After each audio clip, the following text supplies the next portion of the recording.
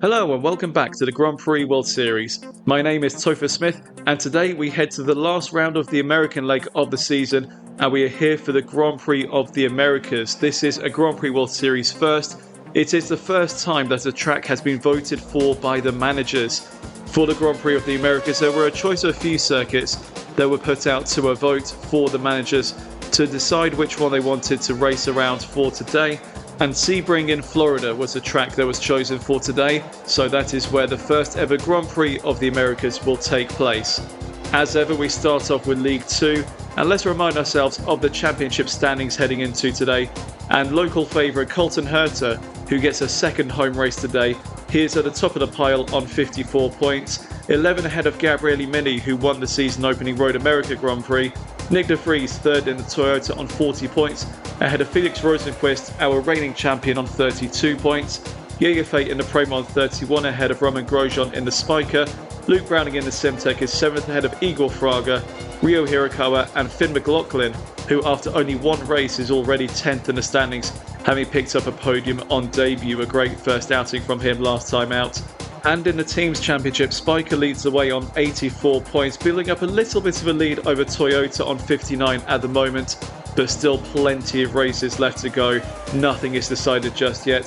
Bimota KRT are third on 47, 2 ahead of Simtek on 45, who are another 2 ahead of Prema on 43.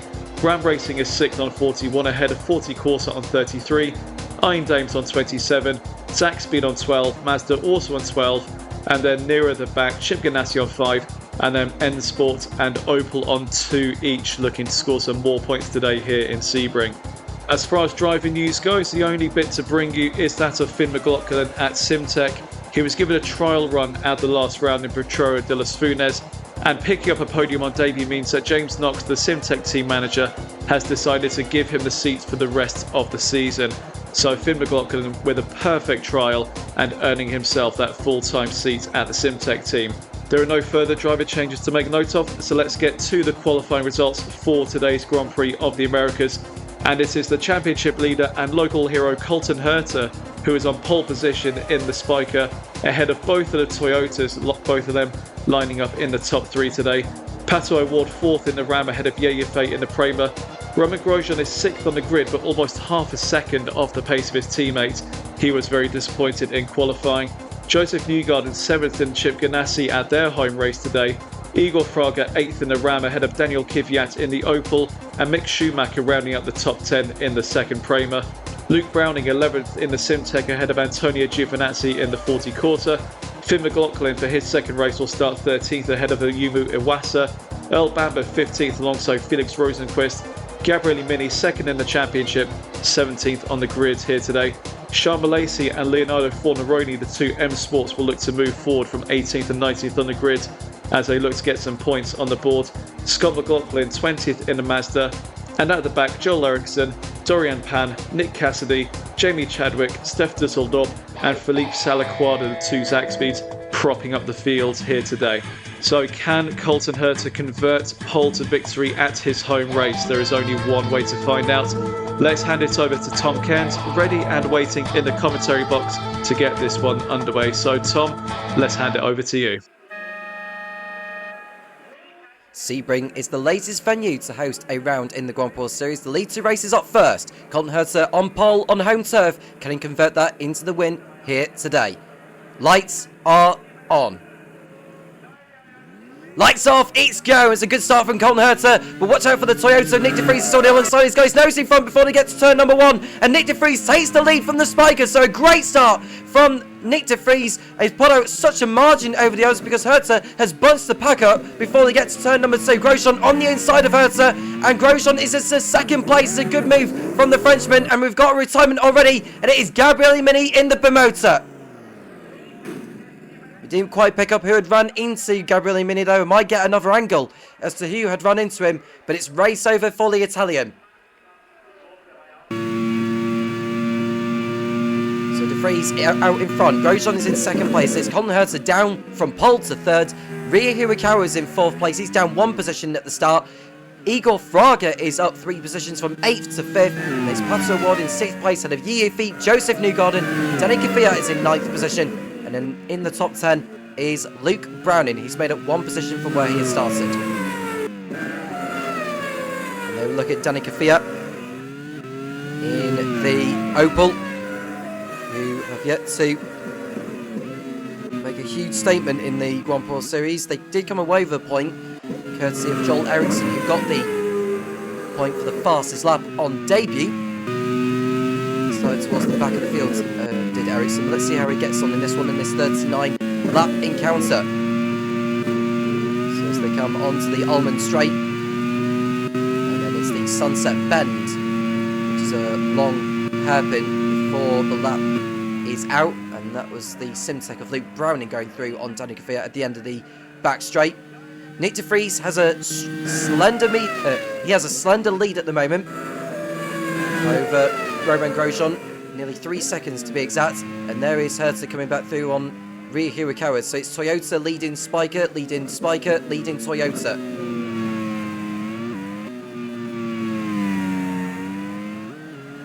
I will run down on the setups as to which the lead two teams have gone for what. So 40 have gone for mid-top speed, Zach Speed mid-downforce, Mazda neutral, Chip Ganassi mid-top speed, and then we've got IM Dames, Toyota, Ram and Prema who have all gone for neutral, Simtech maximum top speed, Opel have gone for neutral, the Motor mid-top speed, Spiker neutral, and M Sport have gone for mid-top speed. Comparing the setups between the top two teams of Spiker and Toyota, it's the same as each other.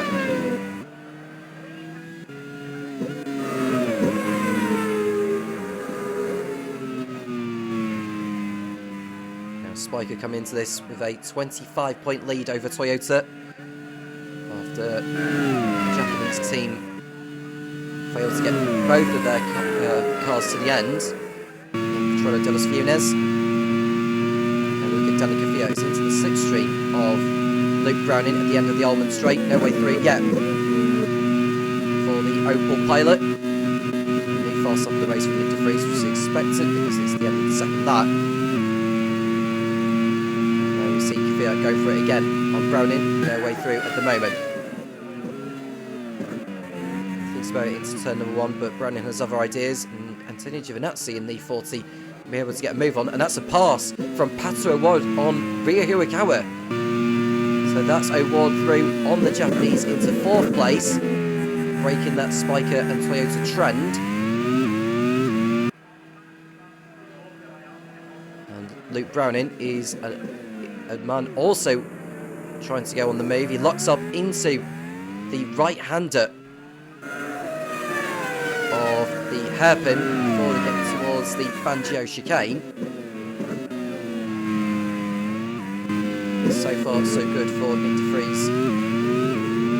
He's already won this season in Curitiba, which proved to be Mike Gillespie's first ever win as a Grand Prix Series team manager.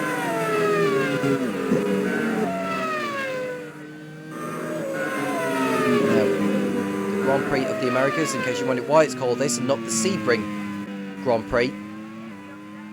It's because it's one of the circuits that was voted by the managers when a choice had been given out to them all, and one of the home heroes is going to be pulling out of the race, and that is Joseph Newgarden, who was running in 8th position, and he's been hit! He's been hit from behind by one of the M Sports. It looked like it's Dorian Pan in the Iron Dames, so it's not one of the M Sports, it was one of the Iron Dames. Dorian Pan has run into the Chip Ganassi.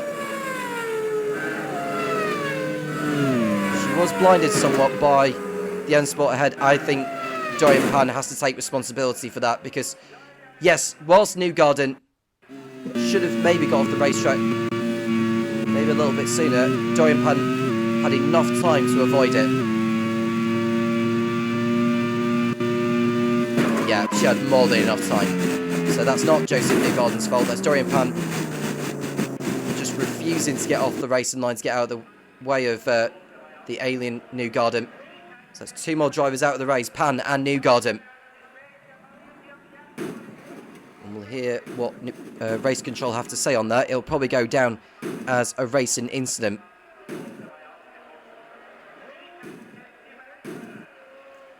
Newgarden out of the race. That's another retirement for Kieran McGinley's team. De Vries's lead is now 3.4 seconds, nearly 3.5. Dominating proceedings so far. The race control's conclusion is that no further action is going to be taken on Newgarden and Pan. And Nick Cassidy locks up at the hairpin in front of the Zach Speed. That is Philip Salaquada going through. Cassidy having another race to forget so far, but at least he's still in this one. We're on lap number 4. Now, there are pit stops to come in this one. Some drivers will be going for the 2-stop, others will be doing the 1. Judging by De Vries's pace at this early stage, it feels like he's going to be doing the 2-stop. You could just see the Prema there, almost running wide before the almond straight. That was Yiffy. He's going after Igor Fraga for 6th position. And there we look at Antonio Giovinazzi a little bit further back, going through on Luke Browning, although he had tried to get through, he remains behind the Brit.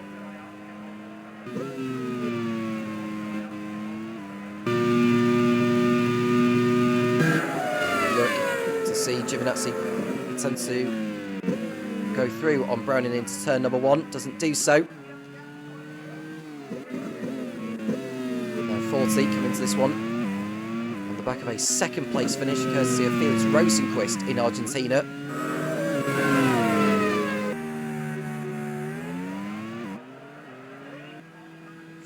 Are 14 points off the promotion places, which is where they want to be at the end of the season. The top 3 teams will go up at the end of the season in League 2, paving the way for the bottom 3 teams in League 1 to go down.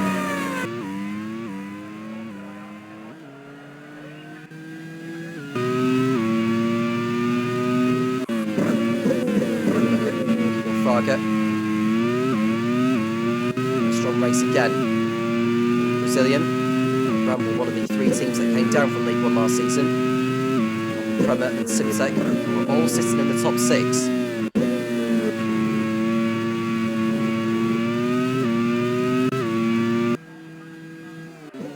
Bramble have scored points in every race so far this season.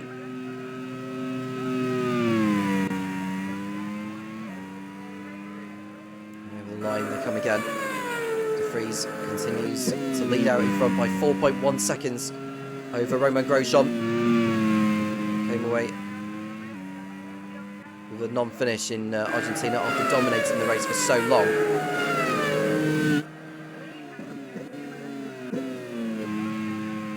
On lap number 6 out of 39, these laps are going to go by quite quickly, I think. Pit stops will get underway around about lap 12 or 13.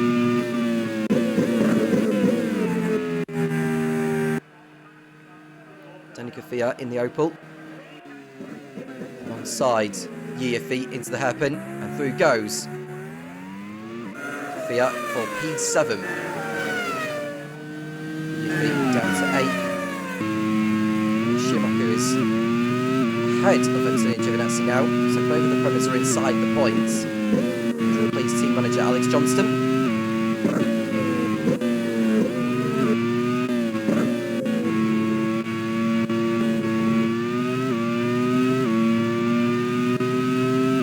Straight of Ullman. De Vries make it to the end this time around.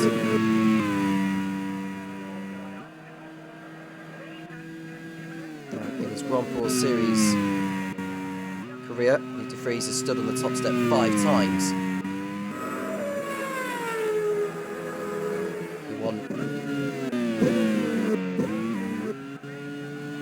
3 times for Minardi in season 3. One for Andretti in the season opener on the 4th campaign, and Hikaru Pagua. This one I mentioned was in Curity a couple of rounds ago. There is stuff dusted up behind Leo Fornaroli, who had got M-Spot off the mark. Troilo dos Funes with a couple of points, coming home in 9th place.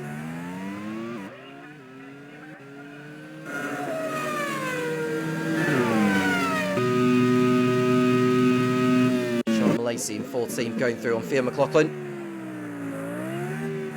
Be revelling the opportunity after his podium on debut, despite wrecking his front wing by going over the curb towards the end of the lap. But luckily for him, the pit lane was only just around the bend, so he didn't need to go through an entire lap without a front wing.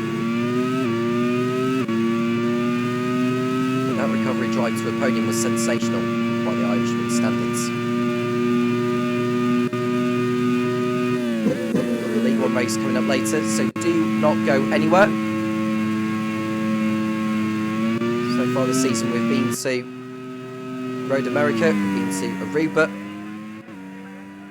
we've been to Curitiba and Petronas dos Fiones. The remaining rounds of this season after Sebring, we head to Dijon-Bourgogne in France for the first European round of the season, followed by Ricardo Tormo in Valencia, Spain, Marrakesh, Morocco, Donington in the UK, the venue for the ninth round, and also the venue for the mid-season test, where the managers and teams, test and reserve drivers will get a go in the seats. The second half of the campaign will begin at Hockenheim, Germany, Anderstorp, Sweden, and it's off to the Grand Prix of Europe at Mugello. After Mugello, we go to Hanoi, Vietnam, Sepang, Malaysia, Euroram, Thailand. It's off to Motegi for the Grand Prix of Asia, Phillip Island, Australia, and Vanuatu, New Zealand will be the venue for the 18th and final round of the season in the championship. We've got a non-championship Macau Grand Prix to come, involving the 13 highest scoring teams across the two leagues. The two spikers running second and third, Grosjean ahead of the All-City Colton Herta, who's left the likes of O'Ward and Hirakawa for dead, so he can switch his attention to pursuing his French teammate as they come around to complete their 8th lap. Further back, we'll see Felix Rosenqvist, the reigning Grand Prix Series champion, behind Fiat McLaughlin. This is a totally different challenge for Rosenqvist compared to last season when he won the title with Arrows in League One. Down the pit straight. No way through at the moment for the Swede.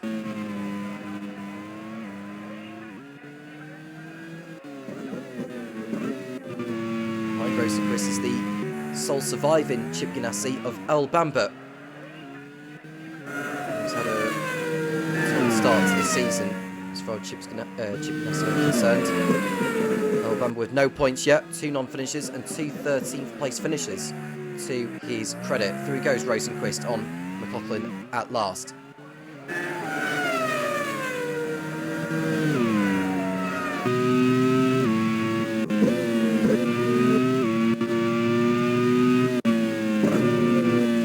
So far, Newgarden out with a mechanical issue. Dorian Punt, who ran into Newgarden as Newgarden was pulling off the racetrack. No further action was taken on that. And we also lost Gabriele Mini at the start.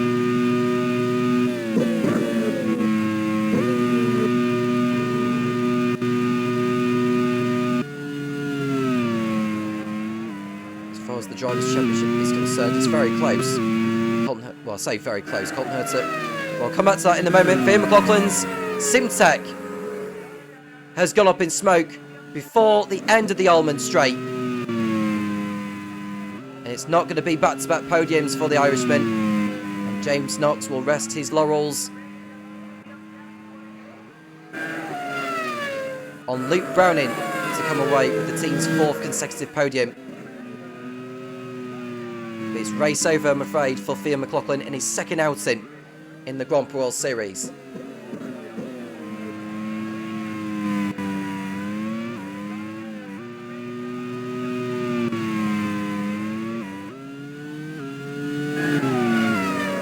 there we see Sunset blowing up. He's trying to get round as far as he can here, but he will be pulling off the circuit probably before the Almond Straight. And that's a pass whilst we're watching that. Will have been, I think that was Philip Salaquada going through on Jamie Chadwick.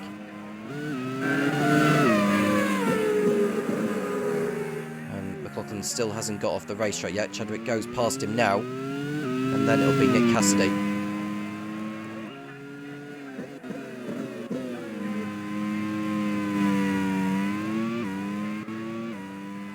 There goes Cassidy through. And McLaughlin will be pulling off the circuit very, very shortly. That's the 4th driver to retire from the League 2 Grand Prix of the Americas.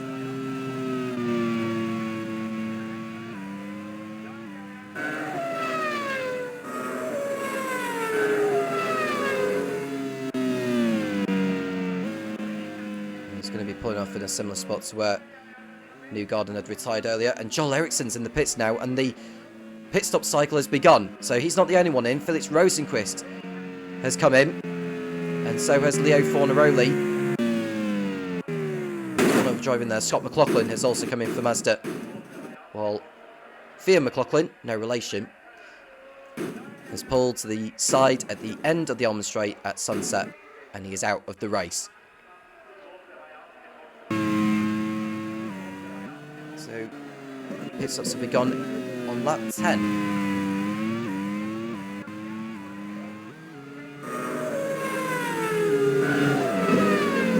Interested to see how effective the undercut will be around here. It has been the case for a lot of racetracks this season. I suppose it depends on how quick the cars are compared to others. Talking about Toyota and Spiker.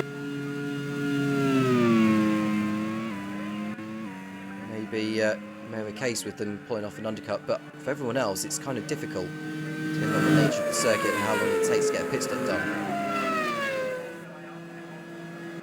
Antonio Giovinazzi attacking Luke Browning into sunset, and is this a change for 9th position? Not that time around, but Giovinazzi will be in the slipstream of Browning on the pit straight.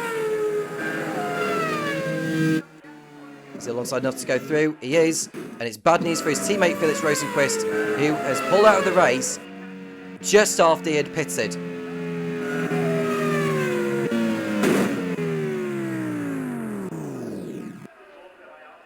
At least he's out of everyone's way. And it's the Swedes' race done and dusted.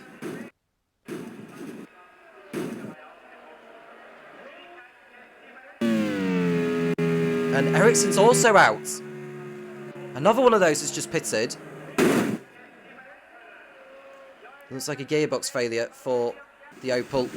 There's 2 races in the Grand Prix Series and 2 non-finishers for the Swedes. So 2 Swedish drivers out in a matter of seconds. Philip Salaquado came into the pits for Zach Speed at the end of lap 11.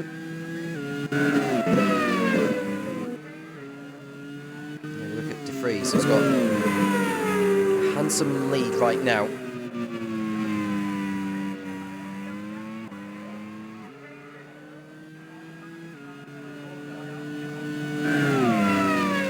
It wasn't Philip Salaquado, sorry, it was Steph Dusseldorp who came in. And that's an extra point for Roman Grosjean in the Spiker. The first major retirement of the race has hit the Frenchman. Appalling luck for Ben Hackerson. There's no way Grosjean will get that back to the pit lane. Game over.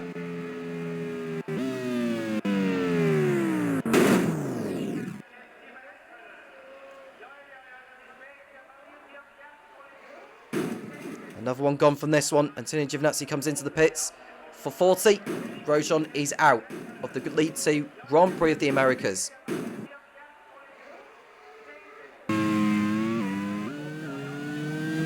Promotes Pato Ward up into 3rd place. Rui Hurikara up to 4th.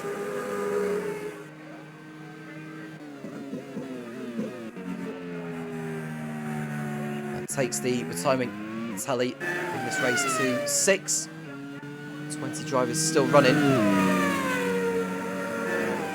Grosjean's retirement has promoted Charles Malaysia up into the points, but he has yet to make a stop in this one.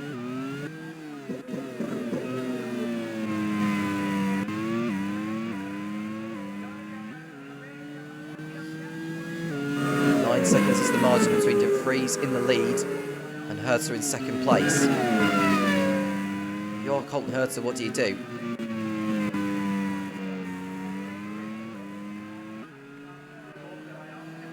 Now, if Herta was to pit now, he would probably come out round about where Philip Siliquado is. De Vries is in from the lead, so he's probably chosen the best time to come in at the end of lap 13. It's no surprise he's doing a two-stop because of the gap he's been able to build up over the others. Herta takes over leadership. Ward moves up into second place. And there's more drivers coming into the pit lane now as well. Luke Browning is in for Simtech. Sean Malaysia is in for M Sport. Mick Schumacher is also in for Prema. Potential overtake here. Scott McLaughlin has been considerably quicker than Leo Fornaroli since they both came in. And through goes McLaughlin. That's coming all along. Philip Siliquado enters the pit lane for Zach Speed. And rejoin in last position.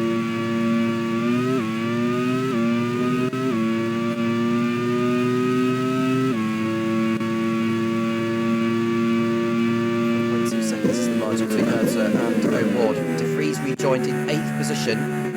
He's passed El Bamble already.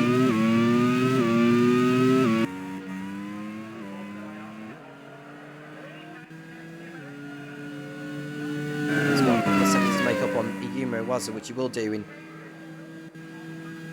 due course. There we look at Herta. Is he coming in at the end of the lap, or is he staying out for another one? He's staying out for another lap.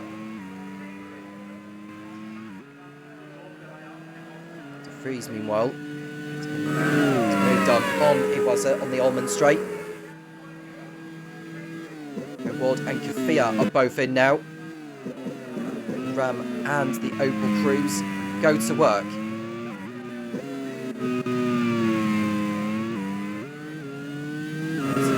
On his way. We've got a pit stop over at Chip Ganassi. El Bamba makes his way in. Can he pick up his first points of the season? Get Chip Ganassi back on track.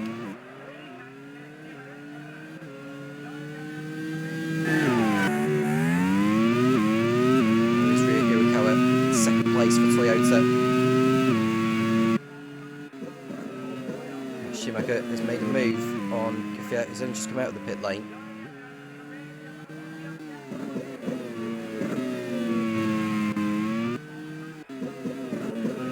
You see Hirakawa has won in the Grand Prix series before. Not this season yet. He had won for Carlin in season 4. Won on 2 occasions last season for Minardi at Jerez and in Kyalami.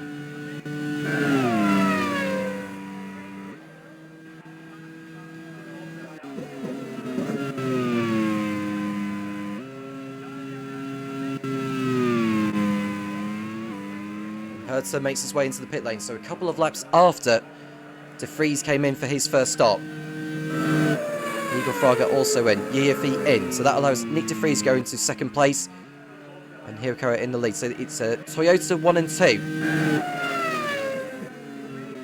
Up into third position is Iyumu Iwaza.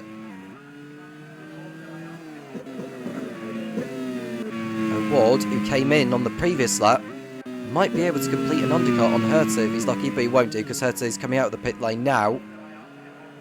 It will be quite close, but I think Herta had enough in hand to stay in front of O'Ward. So that's vitally important for Herta's race, to get out in front of him and try and close down the gap on De Vries.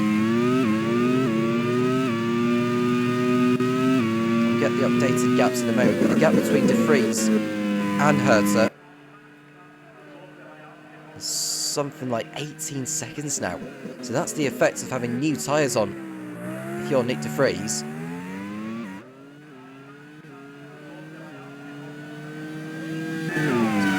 On Hirakawa, who may be trying to do the one stop. So he'll probably stay out for about another 4 or 5 laps if that is what he's decided to do.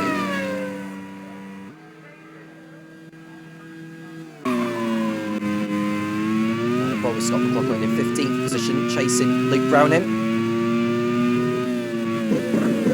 Ahead of Browning are Yiafi and Sean Malaysi. Now, the drivers who have yet to stop in this race are obviously Hirakawa and Iwaza. Nick Cassidy has yet to stop in this race. Jamie Chadwick has yet to stop. I'm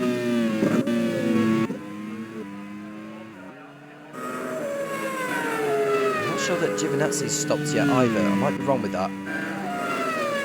There's a three-way fight for position here. And that was Fraga and Kvyat going through on Chadwick at the end of the Almond Straight. Chadwick is going to be a sitting duck because she's got Mick Schumacher alongside here. It's going to sail on by. So far, it's been another race to forget for Jake Sanson's Iron Dames team. And that's the other promo going through on Chadwick now. They're just picking her off one by one.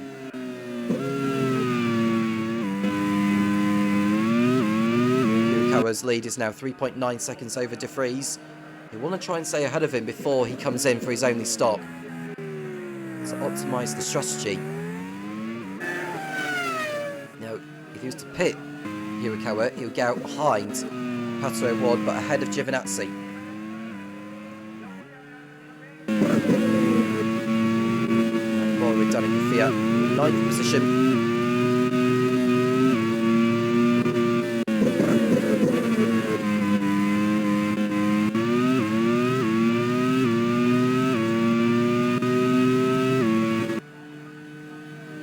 Crosses over the line at the end of lap 17. His gap over De Vries is just under 1.8 seconds. Giovinazzi running wide at the right-hander of Le Mans.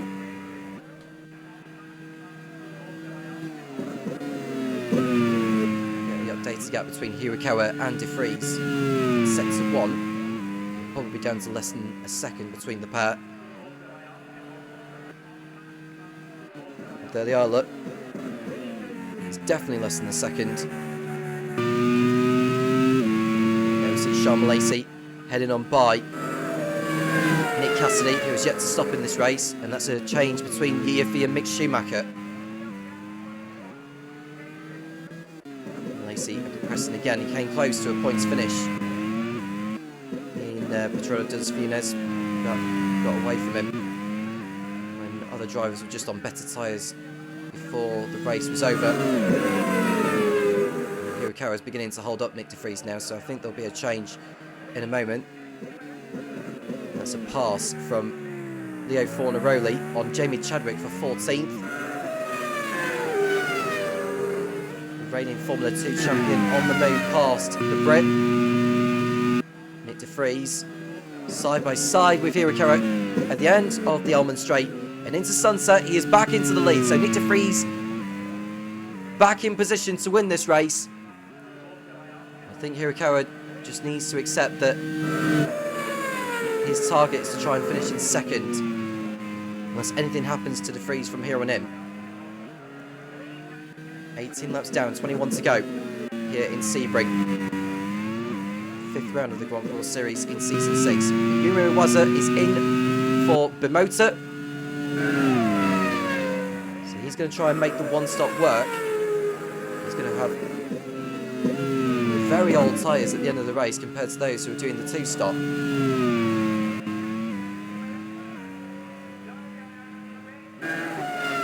So this is going to be an almighty rise through the field here for Yuma Iwaza, who drops out of the top 15.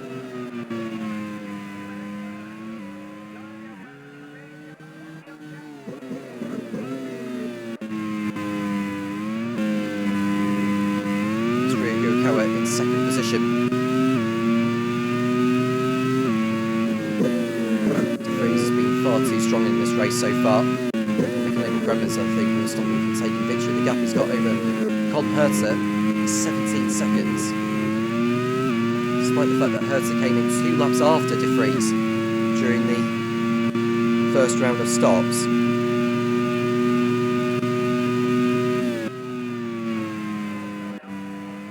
Long way to go still, but not so for Antonio Giovinazzi, as both of the 40s are out of the race now.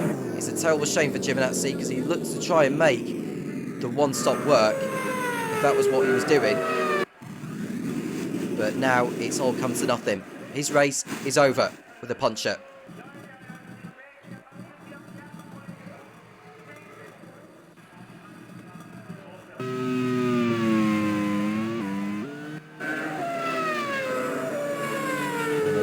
Bamber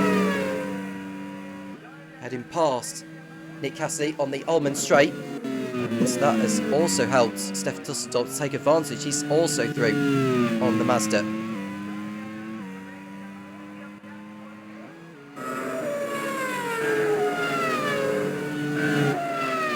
The gap between De Vries and Hirakawa has increased to 5 seconds.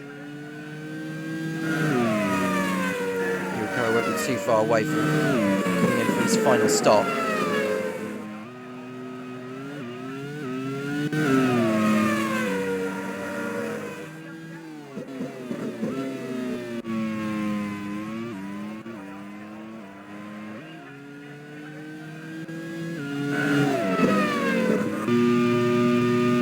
There's your race leader from the rear wing onboard view. Toyota leading his teammate. As we see Dusseldorf break his front wing over the grass, and that is the Dutchman headed back to the pit lane.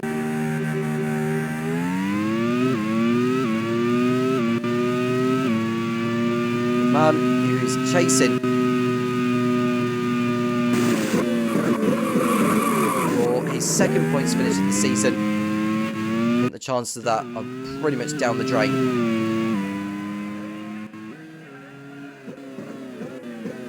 Got a pit stop over at Toyota as well. Ryo Hirakawa is in.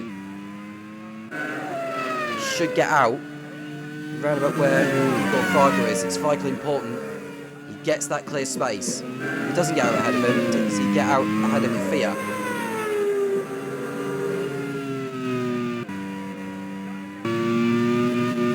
He's behind Fraga. He's behind Fia. Most likely going to fall behind Yuffie as well, and Mick Schumacher. He's behind Schumacher. Oh, he's behind Malaysia actually. I think he held Schumacher up as he came out of the pit lane, and Malaysia was able to take advantage. So Hirakawa, in fact, has come out in some traffic. But disaster has struck for Nick De Vries. Once again, Nick De Vries is out of the race after dominating. He dominated at Road America. It's a double blow in America for the Dutchman.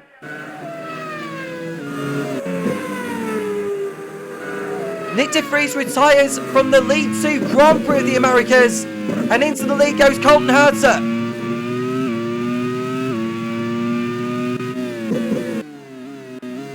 And Igor Fraga's also up in smoke. He's also out. 2 non-finishes in a row for the Brazilian.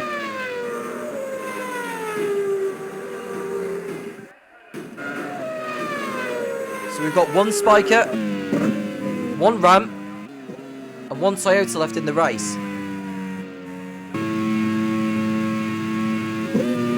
Danica Fiat up into 3rd place now as well in the Opel. Can they get their first podium in the Grand Prix Series?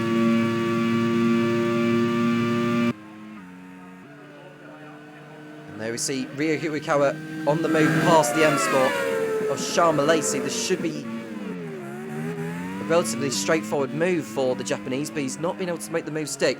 He might do it into turn 2 this time though, and Hirakawa is through on Malaysia.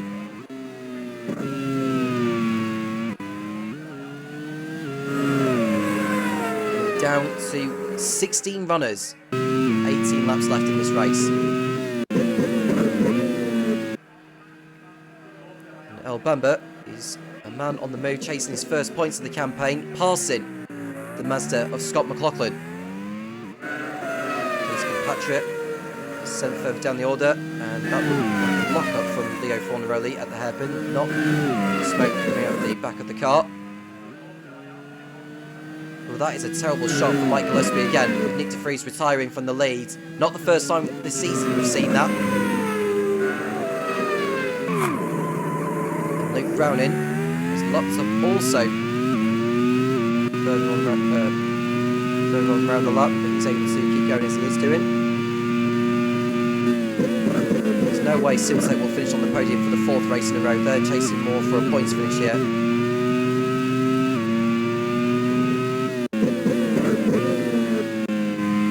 2.5 seconds the gap between Herta in the lead and Pato Award in 2nd place. Hirakawa has come in again for Toyota. So more problems for Mike Gillespie's team.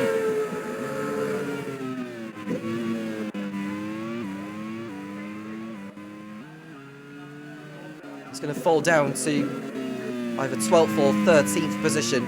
But that's a really bad blow for Toyota. Their chances of victory are gone. It's Spiker's race to lose now. Is Colton Herta going to become the first repeat race winner this season?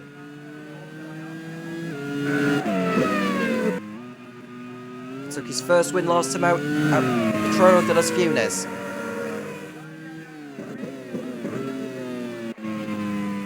Are Spiker going to take a 3rd victory in their opening 5 starts?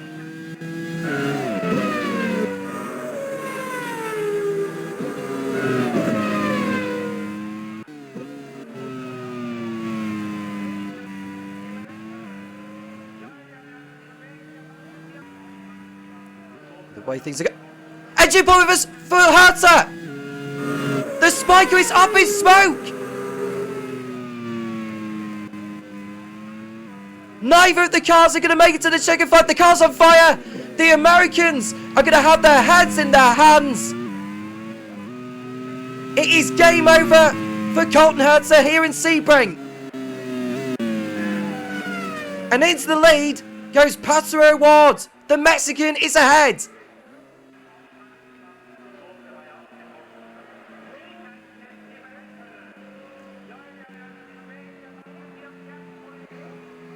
How can it all change in a space of a few laps?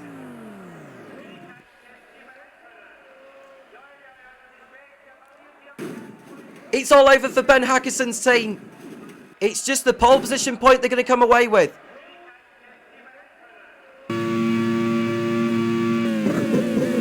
And would you believe the top 4 drivers in the championship are all out of the race now? Yiffy is the next driver in the field that could take the championship lead, and he's running in 3rd position. He'd have to win the race in order to do that, though.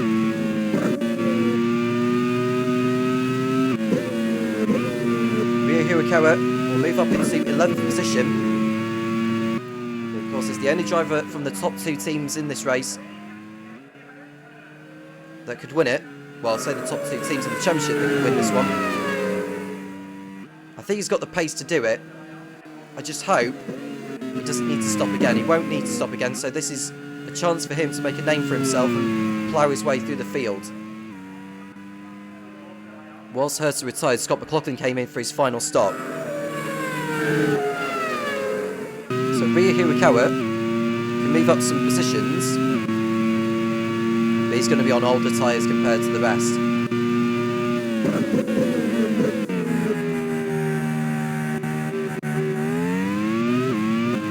Do well to stay in the points. It's Dusseldorp, who had to put in for that new front wing. He's chasing Jamie Chadwick.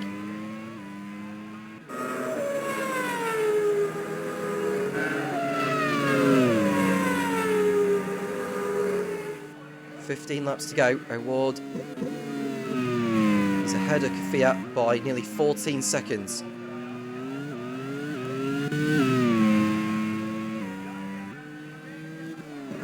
Ram's last victory in the Grand Prix series.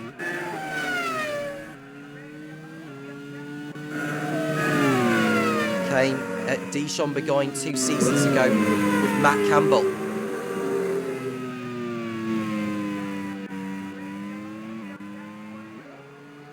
And that was after Nick Cassidy had retired on the last lap in the Dome, if you remember. Danica Fiat is up into second position for Opel. Spiker have won in their maiden season. So have Bimota. Can Opel become the third team in their debut campaign this season to stand on the top step? Sean Malaysia is now in 4th place for M Sport. Now Opel and M Sport, who came into this one with only 2 points each, are going to see a massive rise in their points totals. There's no doubt about that.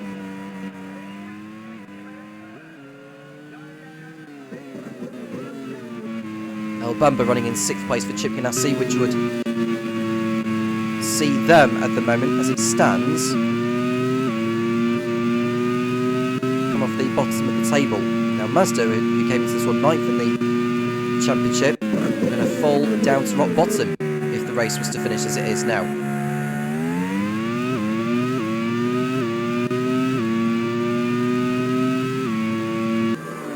Giaffi has passed Sean Malaysia for...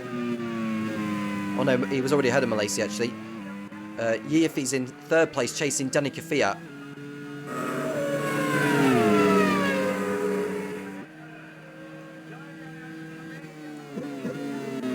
Pato Ward, who had a troublesome time with Carlin. And Giaffi comes into the pit lane. What I was going to say about Pato Ward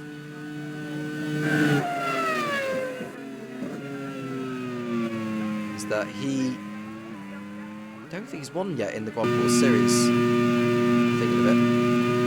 Might be wrong with that. No, he did win on 2 occasions for Arrows in Season 3, I remember. Dijon Begoin and at Hockenheim. Topher Smith's team. Sean Malaysia is also in for M Sport. So the battle for the podium places are well and truly on now.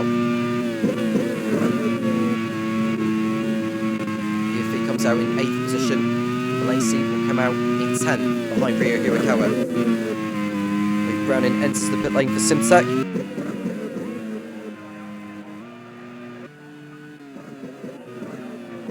McLaughlin attempts to go by Sean Malaysia as the Frenchman comes out of the pit lane.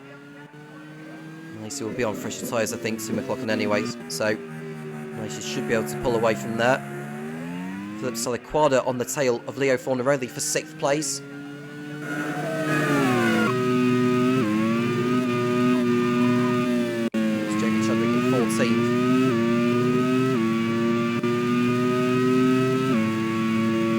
And there's a pit stop over at Ram. Pato Ward has come in. And what about Danica Fiat? Is he going to be heading into the lead, or is he coming in for the pit to the pit lane? No, he's going ahead. So an Opel is leading a Grand Prix Series race for the first time.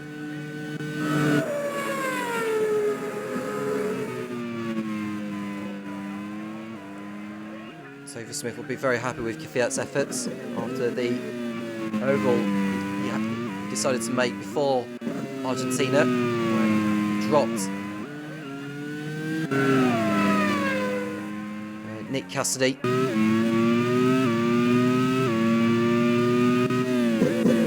He also dropped the other driver who he had in the squad, which was Mitch Evans. Opening point of the season. There's plenty of pit stops happening with Mick Schumacher, El Bamba, Giaffi, Philip Salaquada, and Leo Fornaroli, and that is Scott McLaughlin going ahead of Mick Schumacher, who's come out of the pit lane. Now remember, Yuri Iwasa is on the 1 stop. Hirakawa's pitted twice, but he had to pit in for that gearbox issue, whatever it was, he came in with. So Hirakawa, he's back into 4th place, but he will be on older tyres. He'll do well to stay there. I've said it before and I'll say it again.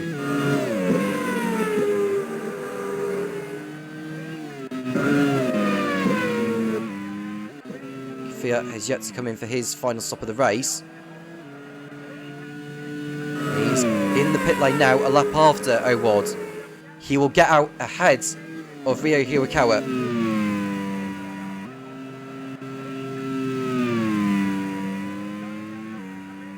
Ward goes back into the lead.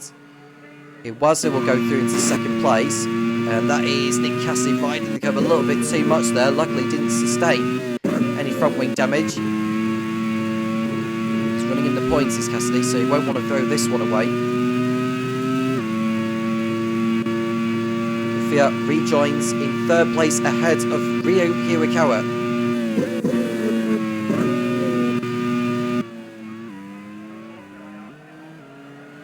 But Hirakawa has other ideas. He's going to go through ahead of the Opel into turn number 2, and he's done the move. Hirakawa through into P3. But Kafia will be on fresher tyres to the Toyota.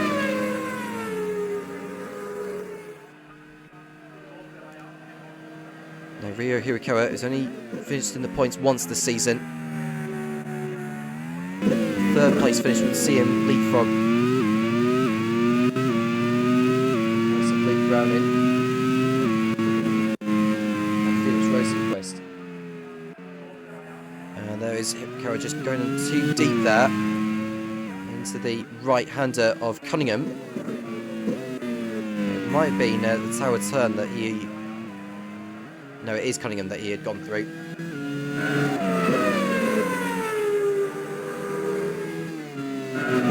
Come out of the into being bend. I think Kafia's going to be in play to pass Hirakawa on this almond straight. He's into the slipstream. He's got more grip, so providing he can stay alongside, which he doesn't do into the sunset bend. If you can be in the slipstream and get alongside, he should go through into turn 1 here. Danny Kafia. Just doesn't have the straight line speed compared to the Toyota. Just to remind you, Toyota running the neutral setup. Opel have also gone neutral. So it seems to be like a horsepower advantage that the Toyota has over the Opel at the moment. Looks like Earl Bamber's got through on Scott McLaughlin for P7. So that's him through there. Sean Lacey running strongly in 5th place. Leo Fulham running just outside the points in 13th.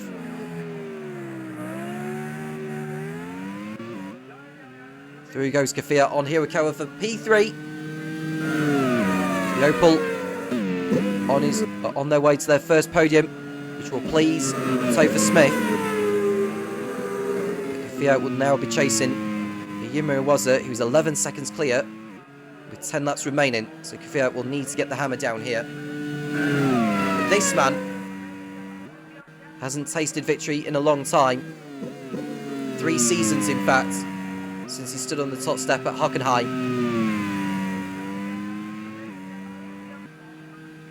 Pato Ward on his way, and then Yuma Iwazu,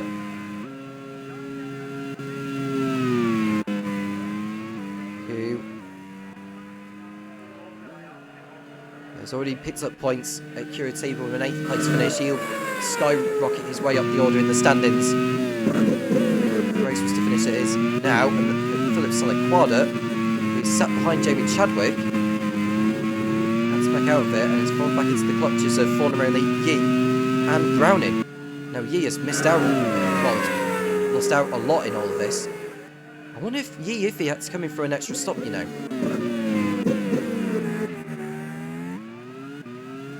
Either way, that's Saliquada, who's now under attack from Fornerelli. Yiffy should be able to take advantage here, but Fornerelli is now alongside the sack speed. Yiffy also heads on through.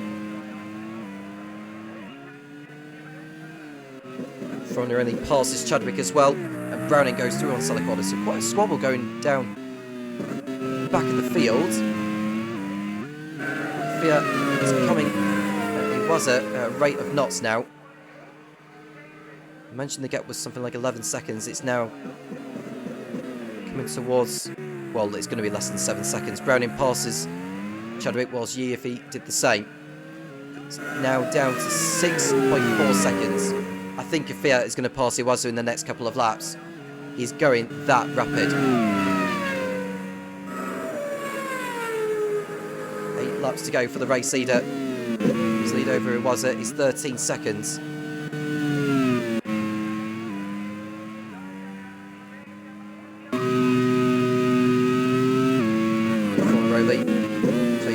back-to-back points finishes. His teammate Charles Mallacy is going to open his points account. So it looks like we're going to see Nick Cassidy, Charles Mallacy, El Bamba and Danny Kafia all picking up their first points of the campaign, which would only leave Dan Tickton and Sebastian Ogier, or Ogier I should say, without any points. Ogier and Tickton are not currently racing at the moment.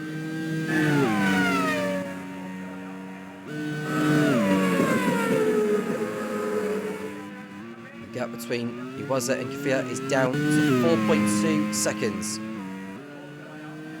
In sector 1. The middle sector is where a lot of the time is going to be found for Kafia.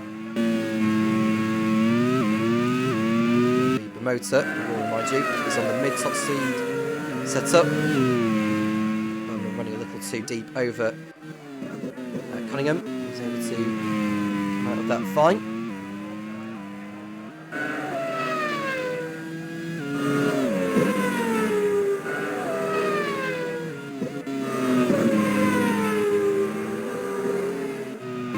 Kafia, less than 3 seconds behind. Iwaza now as they come out of Sunset Bend to complete their 32nd lap. The gap between him and Kafia is 1.7 seconds.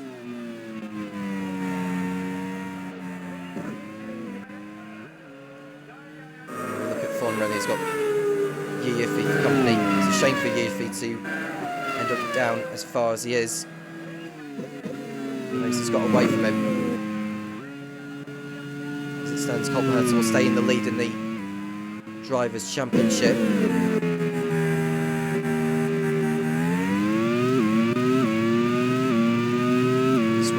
Award would move him on to 37 points. We had a Rose and Chris, we had a Roche on him, we had a Browning,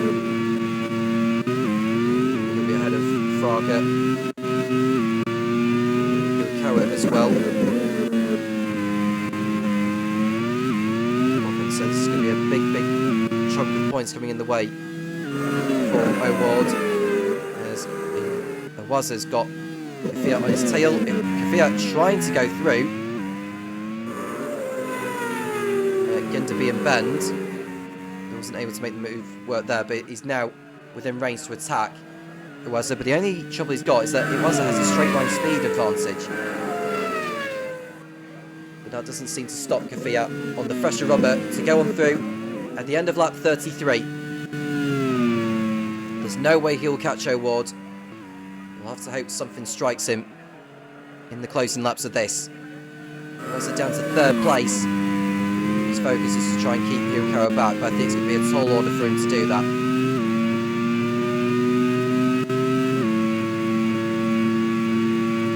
And that's a pass from Yifi on Steph Dusseldorp to drop the Dutchman out of the points.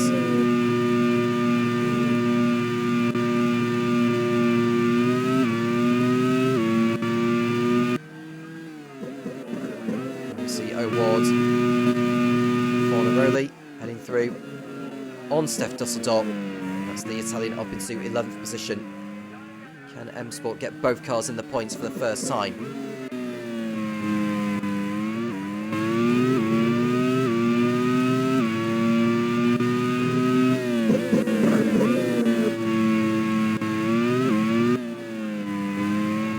There we see Iwaza P3 ahead of Hirakawa.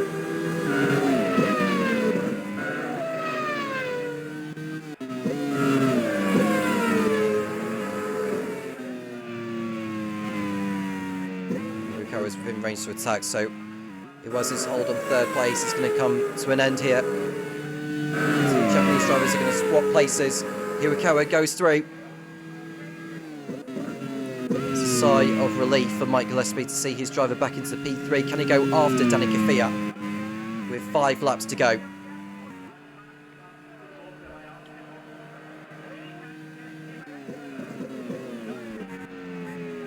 We see Pato O'Ward in his 55th Grand Prix Series race. Who started this one? 4th on the grid. He's in the lead. Danica Fiat has come through to 2nd from 9th. Yurikawa is finished in the same position as where he had started. Yumu Waza will start the race. 14th position, he's about to come home in 4th place, but now he's got Sean Malasey closing him down at a rate of knots. So it's Ram leading Opel, leading Toyota, leading Bimota, leading M Sport. Yurfi overtakes Nick Cassidy for 9th position. He's determined to end his race on a high. Looks like Philip Salaquada's got past his teammate Stefan Dossadov at the same corner.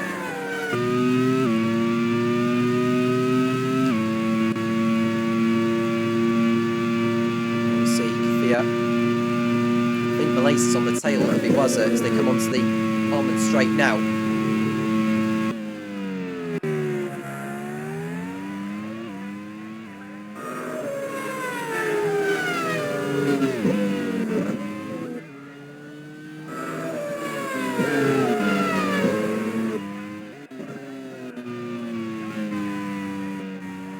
Malaysia is now ahead of Iwaza into turn 1. We've got a pit stop over at Prema. Mick Schumacher is having to come in with some form of issue. His chances of points are down the drain now as well. It gets worse for Prema, who have missed a golden opportunity to score well here today. And through goes Buonarroti on Cassidy into the points. That's a good pass there from the Italian. Luke Browning. He's going to send Cassidy further down the order. He's going to go into the points as Mick Schumacher rejoins in 14th position. He might go for the fastest lap, but Browning is out of the race in the Simtek just after he got by Nick Cassidy. And James Knox is going to see neither of his drivers making it to the checker flag here in Sebring. And Malasey's out as well. Sean Malasey, who was running in 6th position after being overtaken by Al Bamba and Iyumu Waza, has come to a stop. Horrible luck for the boss of M Sport.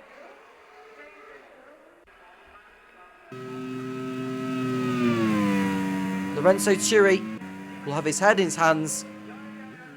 Malasey retires.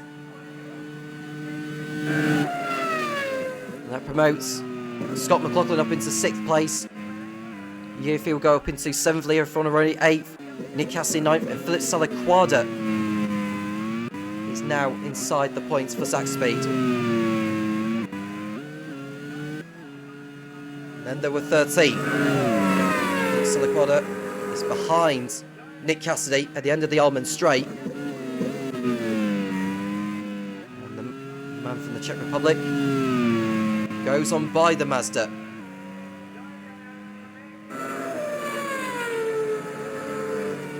And Schumacher on the fresher tyres is chasing Steph Dusseldorf. The gap between those two is 4 seconds.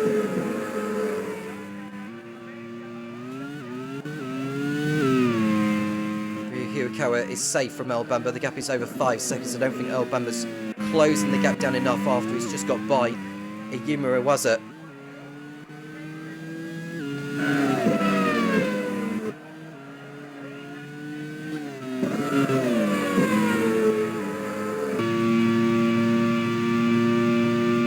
Danica Fiat is on his way to Opel's first podium.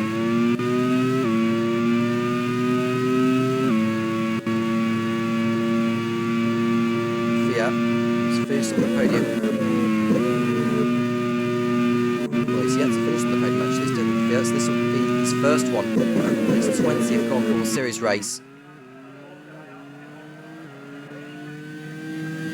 Mexican on his penultimate lap. Nearly there now. Not far away from victory. Schumacher is going to go on by Steph Dusseldorf. to go into 11th position. There goes the German, heading on through. Might be able to scrape a point out of it. I think he's got a good chance to do so because Cassidy's not going a quick rate.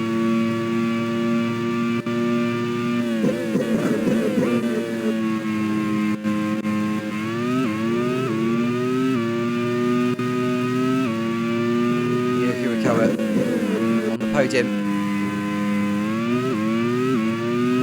which will not be enough for him to move into the lead of the Drivers' Championship.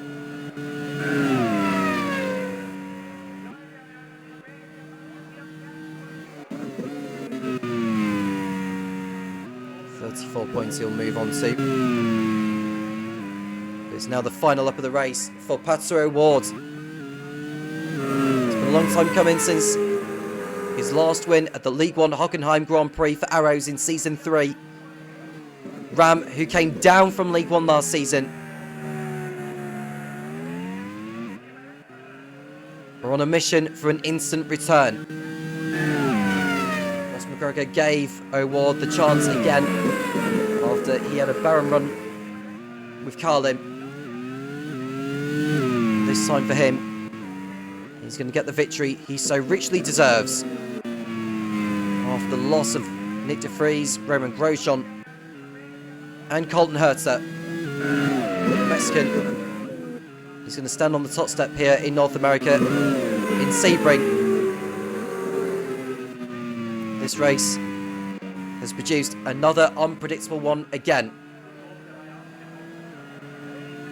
One more corner for the Ram, which is sunset, which brings the curtain down on the race here in Sebring.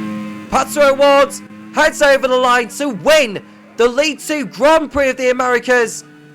Well done to him. And Ram are back on the top step for the first time since Dijon Burgoyne in Season 4, courtesy of Matt Campbell. The celebrations are also going to be over at Opel. Danica Fiat claims his first Grand Prix World Series podium. And Opel are off the bottom of the team's championship. Great start from Danica Fiat. Ryu Hirakawa, after having to pit twice, puts Toyota back on track in the race for the team's championship with Spiker. Al Bamba gets his first points of the season in 4th place. In 5th is Ayumu Iwasa. He gets promoted back on track as well. And Scott McLaughlin bags more points for Mazda in 5th place, in the 6th position. Yiafi 7th. And we've got Leo Fornarelli, who collects more points for M Sport in 8th place. They stay at the bottom, but it's 2 race finishes in a row where they've got points. Philip Salaquada 9th, and Mick Schumacher gets back into the points in 10th place. Nick Cassidy in 11th, Steph Dossetop in 12th place, and the last driver to finish will be Jamie Chadwick.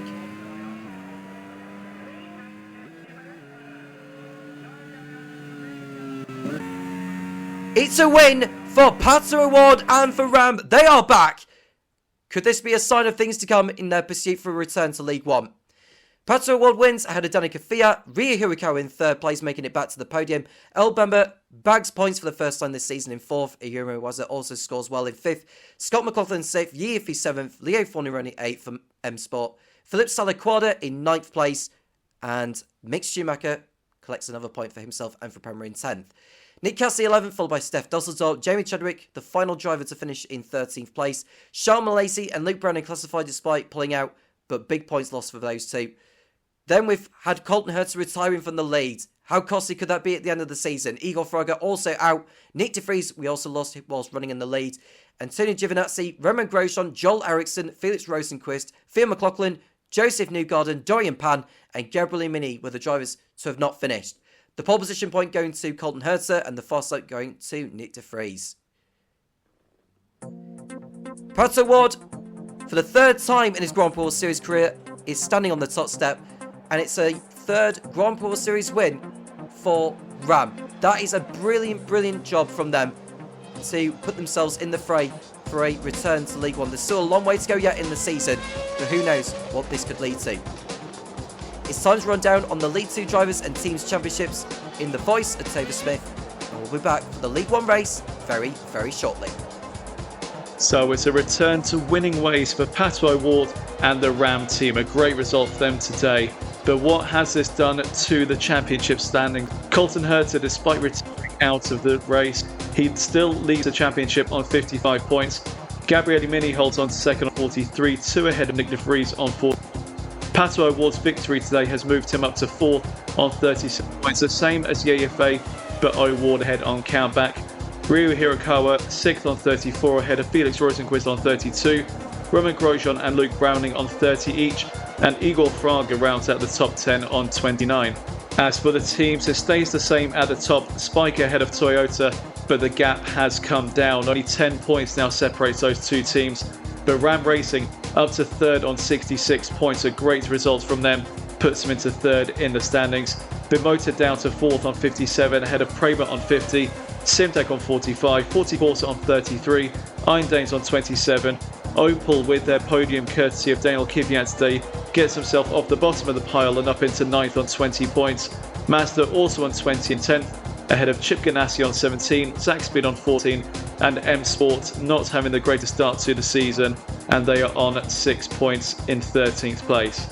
That's League 2 done and dusted for today. Let's move on to League 1 and remind ourselves of the championship standings. And this is very close so far in League 1. Only 11 points covers the top 10. Shane Van Gisbergen at the top of the pile on 36, ahead of Kamui Kobayashi, Mahanshin Guven, Raffaele Marcello and Alex Palou. Those 5 only separated by 3 points. Yuki Tsunoda 6th on 32, ahead of his teammate Marcus Ericsson on 30, Carl Kirkwood on 26, Jamie Whincup on 25, and John Eric Verne also on 25. Those bottom 3 drivers on there, Kirkwood, Whincup and Verne, all race winners so far this season, but struggling to pick up points elsewhere. Looking at the teams, Fomital leads the way on 62 points despite not winning a race so far this season. HRT on points behind on 59, ahead of Minardi on 54. Ducati on 52, ahead of Force India on 40. Lancia are 6th on 38, ahead of Cooper Kira on 29. Prost on 25, their only points so far this season coming from John Eric Verne's win. Alex on 23, Arrows 10th on 19, and then in the relegation zone, BAR on 9, Jaguar on 2, and Carlin on 1. But just because they're in the relegation zone now doesn't mean it will stay that way as we get towards the second half of the season. Still plenty of points left available for these teams to collect. We don't have any driver changes to make note of for today's League 1 race, so let's get straight to the grid and bring you the qualifying results. And it is Will Power on pole position here at Sebring, but by less than half a 100th to Alex Palou in second. Carl Kirkwood 3rd in the second HRT, they're looking to get another victory today. Kamui Kobayashi puts both Minardis into the top 4. Jimmy Whincup, he won the first race of the season in Road America, hasn't scored any points since, but from 5th on the grid is looking to make amends to that. Shane Bergen, reigning champion and championship leader, 6th in the Ducati ahead of Robin Freins in the Force India. Nick Tandy 8th in Ducati ahead of Yuki Tsunoda and Philip Hansen. 11th place will be Oliver Rowland ahead of the Lancia of Mahanshin Guven. Kevin Estra 13th alongside Raffaele Marcello, another one of our race winners this season. Scott Dixon 15th ahead of Marcus Ericsson. Brendan Hartley, Alessio Rivera, Mitch Evans and Max Gunther, the 2 Jaguars, lining up together on row 10 and looking to score some valuable points today. And at the back, John Eric Verne, Stoffel Van Dorn, Antonio Felix da Costa, Teo Porcher, Kevin Magnussen, and Sebastian Buemi, a former champion of the Grand Prix World Series, lining up 26th and last today. Well, we had a lot of excitement in the League 2 race, and we are hoping for more of the same here in League 1. So let's get straight to it and go back to the commentary box where we can hand it back to Tom Cairns, who's eagerly waiting to get this League 1 race started. So Tom, let's get back to it. The League 1 field take to the track here in Sebring for the first time. Will it deliver as much as it did in League 2 a few moments ago? We shall see. The lights are coming on now. Lights are on. Lights off, it's go, and Will Power gets away well from pole position. Watch out for Alex Bloy and may attempt to go for a move into turn number 1, but Power has it covered, so he leads ahead of the HRT. Kyle Kirkwood up into 3rd place as well in the other HRT, but Pelot is on the inside of Power into turn number 2, and the Spaniard is passed. So Pelot takes the lead from Will Power, then it's Kamui Kobayashi who's leapt up into 3rd place from 4th. Kirkwood down to 4th place. It's Jamie Whincup in 5th from the Cooper Kiro. Nick Tandy is 6th ahead of his Ducati teammate Shane van Gisbergen. Yuki Tsunoda 8th, Hyunjin Guven in 9th, and Kevin Estre in the Onyx in 10th place. Kobayashi going on by the other Minardi of Will Power, who's beginning to drop back. Don't know what happened to Will Power there, unless he intends to go by Alex Pelot at the hairpin, and then it totally backfired. Shane van Gisbergen is struggling a little bit also in the Ducati in 7th place, but he's able to continue. So Yuki Tsunoda right behind him, and you can see the Lancia and the Onyx of Guven and Estre giving chase. You can see Alex Pelot continue HRT's promising start to the season, heading into this one 2nd in the championship, and Max Gunter has flouted the barrier in the Jaguar. Don't know how he's managed to do that. He was behind Scott Dixon. He just got his line wrong. And, he only lost 1 place. The expense of Alessio Rivera, I think it was. He had gone on through. Now we can see Kyle Kirkwood on the attack on Will Power at the end of the Almond Straight. No way through for the American, who won his first race last time out at Patrona de los Funes. He's hoping to continue that form here. Nick Tandy has also got by Jamie Whincup at the end of the Almond Straight. You can see Will Power in 3rd place behind... Will Power in 3rd place behind Kamui Kobayashi. He's going on through his Power. The Australian goes past the Japanese into P2. But all this swabbling is allowing Pelot to pull further and further away. Marcus Ericsson coming into the pits for Fumitel, presumably with a problem. Probably suffered front wing damage on that first lap. So it's going to be a long race for him. There's a long way to go though.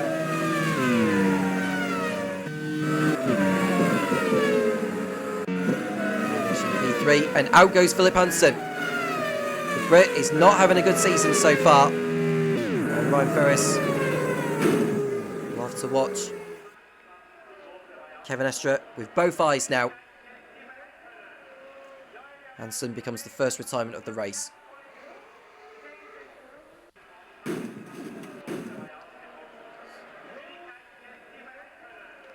So far this season, Philip Hansen he's finished in the points 3 times. His run of form has not been great since now. 23 points he's on. So I'll take my word back for saying he's had a bad season. He actually hasn't. He's had a close to Kevin Estre. I think he's ahead of him in the standings, thinking of it. Kevin Estre hasn't scored a point yet. And there we see Kirkwood on Kobayashi at turn number 1. No way through at the moment. And there we see Whincup passing Kirkwood at turn number 2.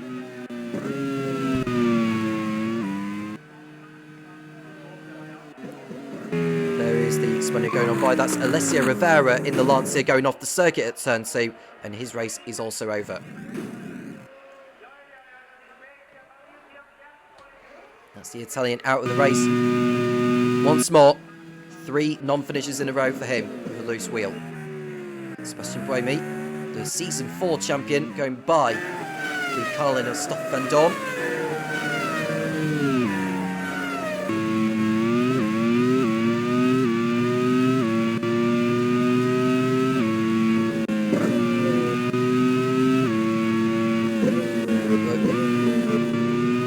Power running in second place, 3.5 seconds already off the lead of Alex Pelot.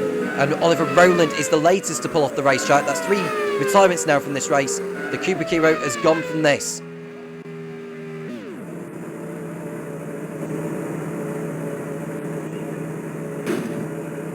And that's the Brit gone. The 2025 Formula E champion is the latest to pull out.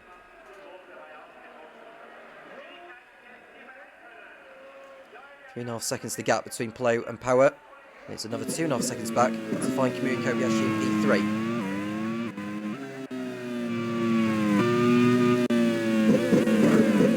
And Jamie Winkup is being passed by Kyle Kirkwood again. So it's now back to a HRT, Minardi, and HRT in the top 4. Max Gunsey, 14th position, ahead of Mitch Evans, who was previously an Opel driver earlier this season, now in the colours of Jaguar these days. You can see a lot of squabbling going on in the midfield as well.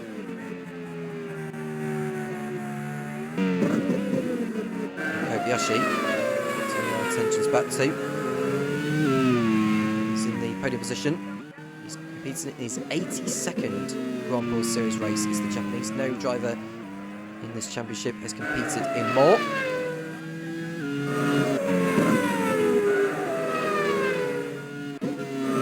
Minardi on a mission to go for the championship again. He won the team's championship in season 3.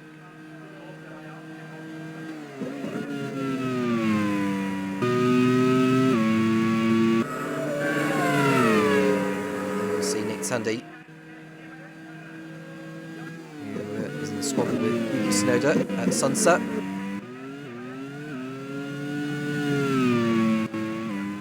Now Minardi have the joint most wins of all time with Von Mattel.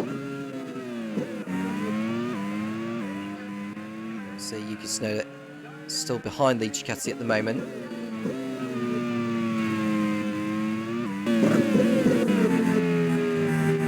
With Alex Blow in the lead as we speak. Anthony Fitz-Costa, who's had a season to forget. For Prost, still chasing his first points of the season. The only points that Prost have picked up came with Jean-Luc Verne in Aruba, where he had won.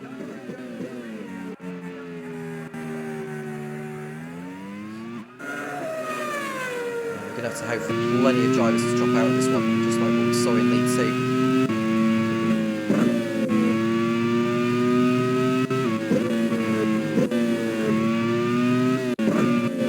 So far so good for Minardi and HRT. All 4 of those drivers in the top 4. Shane van Gisbergen having another good run in 5th place. Championship leader. 2 third place finishes in Road America and Trullo de los Funes. He's just under 2 seconds off Kyle Kirkwood.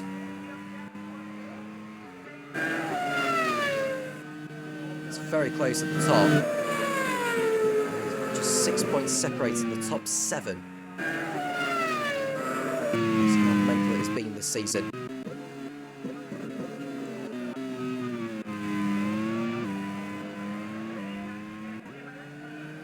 Alex Below has yet to stand on the top step. He came very close to doing so at Road America in the opening round when he went for a drag race. Jamie Winkup over the line, but Below did have to come in for that extra stop with the gearbox issue, I believe. Of course, a win here today would put him in the championship lead, which would be well deserved in my honest opinion. Kobayashi, third position, hasn't won a race since the League 1 Taupo Grand Prix in season 2, 4 seasons ago now. Since Kobayashi's last win.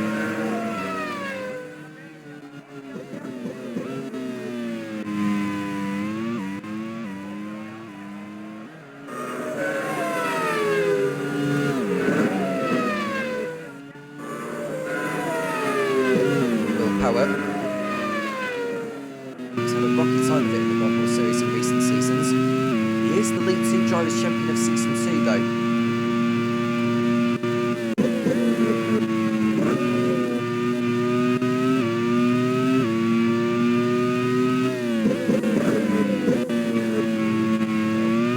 Power's last win.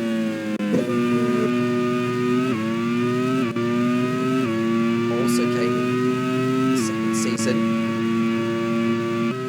Won the Laguna Seca Grand Prix. Need to wrap up the championship.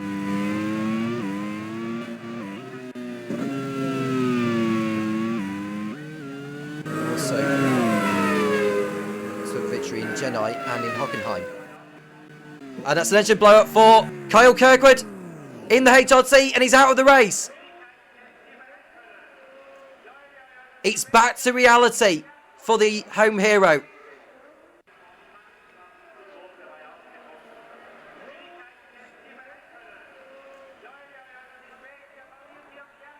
More reliability issues hit the Spanish team, and John Munro, the Scotsman, will be feeling a lot more anxious now.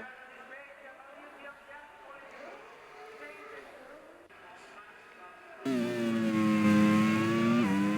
at Sean McVern, who's behind his teammate Antonio Felix da Costa in 17th position.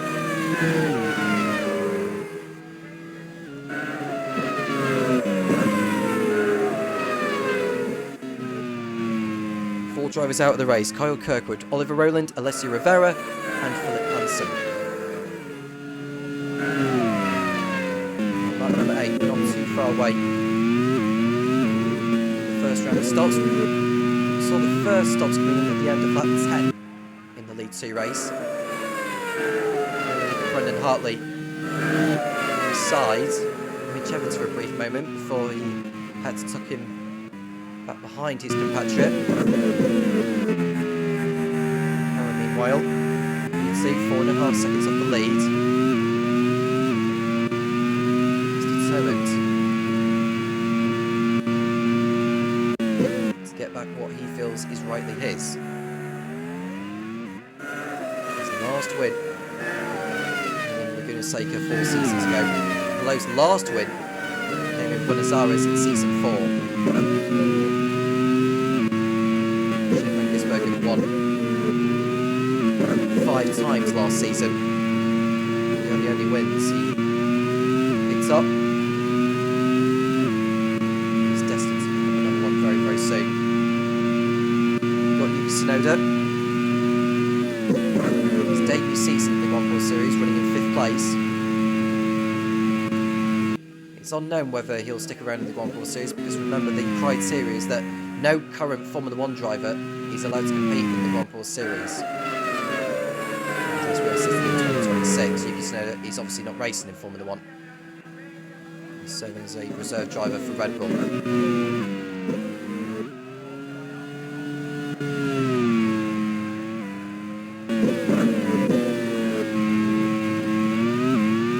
Kobayashi in 3rd position, 9.8 seconds off the lead.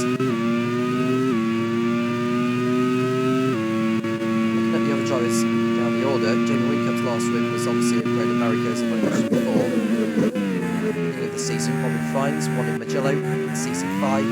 Nick Tandy won in Buriram last season.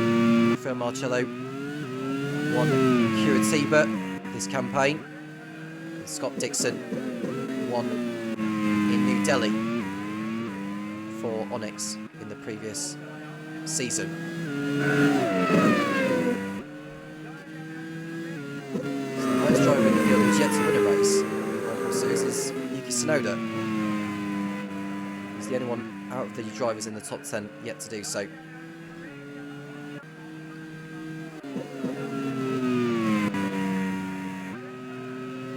It'll take some doing for him to stand on the top step today. Nice blow. Chasing his first win with HRT.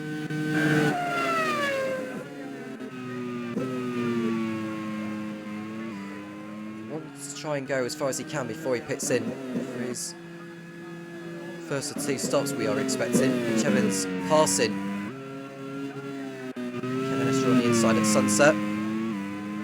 Into 12th place goes Mitch Evans, who bagged a point for Opel at the beginning of the season before he was dropped.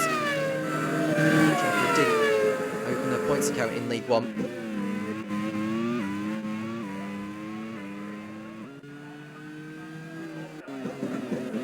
Came at the expense of Max Gunter. In a couple of races ago in Curitiba.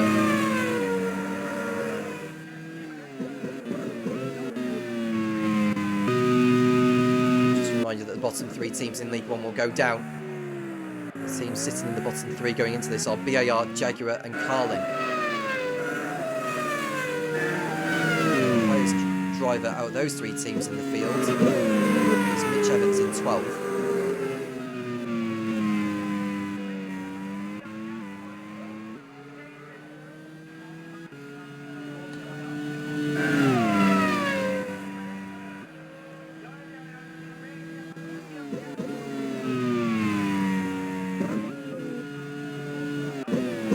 Number 10, and we've got a pit stop over at Minardi. Will Power is in. Which will allow his teammate Kobayashi to go into second place for now at least.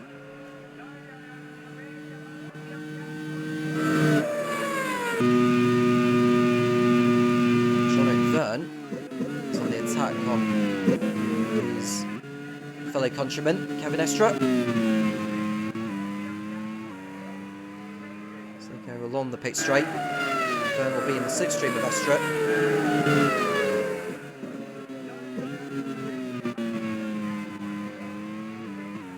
No way through yet for Sean McVerne at the moment, the Season 1 champion.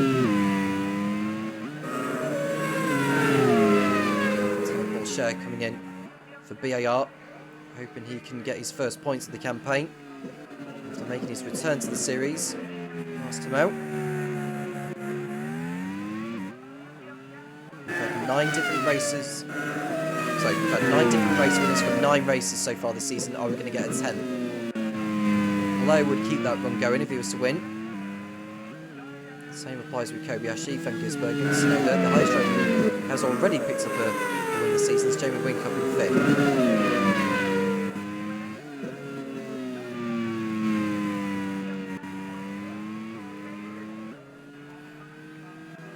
Alex Plo is in from the lead, so a lap after Power came in, it's Plo's turn. Kobayashi will stay out another lap and he'll go into the lead.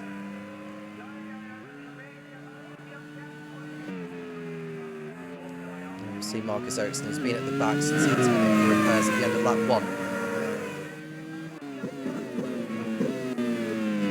Yeah, he is ahead of Paul Scher at the moment, but that's because Paul Scher only recently pitted. Here's the Frenchman. And Buemi are also in.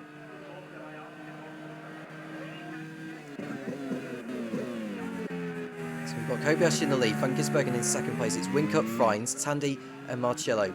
Sonoda came in for a pit stop as well. So for all the stops, Plo is now in 11th place behind Brendan Hartley.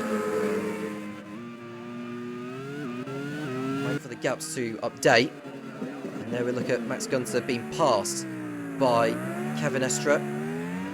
So if it's the Costa is the next driver behind these two. Will Power has overtaken one of the other Costas. I think that has to be Sean McVerne, who's gone on by.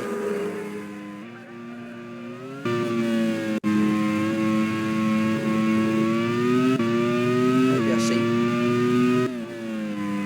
is going to come in at the end of this lap. Surprised me if we tried something different. It's exactly catching Power or Below. Just to see how far he can take it before he does actually come in, even if it is a 2-stop like the rivals of his.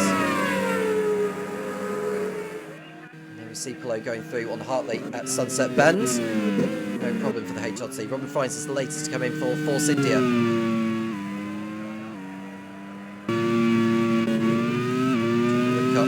Position Brendan Hartley in for Arrows, as is Antonio Felix da Costa for Prost.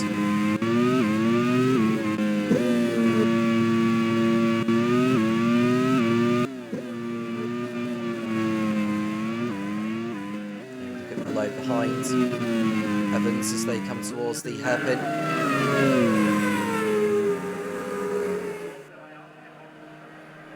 There's no question Below will go by here. Into the right-hander, he's through. No issue. Jim Guven is the next driver. The Lancer left in the race for Chris Company's team. And we look at Sean McVerne going by the Arrows. Brendan Hartley's only just come out of the pit lane. McVerne is through at last anyway. Get on with the job. Look at Jamie Wink up in 3rd third position. Can he get Kiro back on track? Since that win, which would obviously put them into the lead of the standings, they have fallen down to 7th. And he picks up 4 points instead.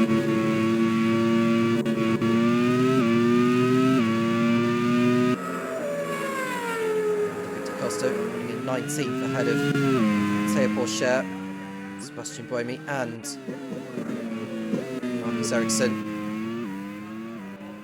Nick Tandy comes in for Ducati from 7th place. Actually in for Force India. Evans likewise. Kobayashi has remained out there in the lead. It looks like he's committed to a one stop. I think he would have come into the pit lane by now if he wasn't. Gisbergen looks like he's tempted to try and do the same, as is Jamie Winkup, Scott Dixon as well. Alex Palou is the highest driver in the field to have made a stop. He's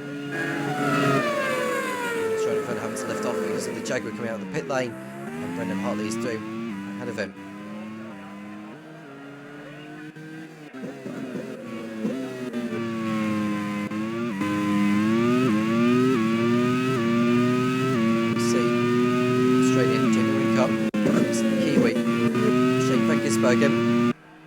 For second position. Brendan Hartley is about to go by Mitch Evans' forward position after Evans has just come out of the pit lane. You never know with twists and turns in this race, so do not go anywhere.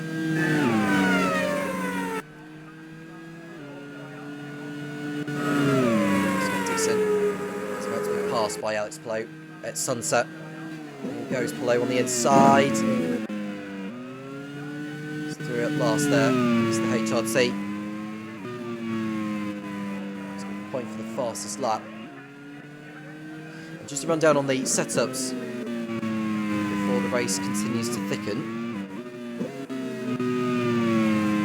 Ducati and Onyx have gone for mid-top speed. Arrows, maximum top speed. Fomitel and HRT, neutral. Minardi and BAR, mid-top speed. Force India, neutral. Prost, maximum downforce. Carlin, maximum top speed. Kubikiro, mid-top speed. Jaguar and Lancia both gone for maximum top speed. A puncher for Nick Tandy has forced him to come into the pit lane.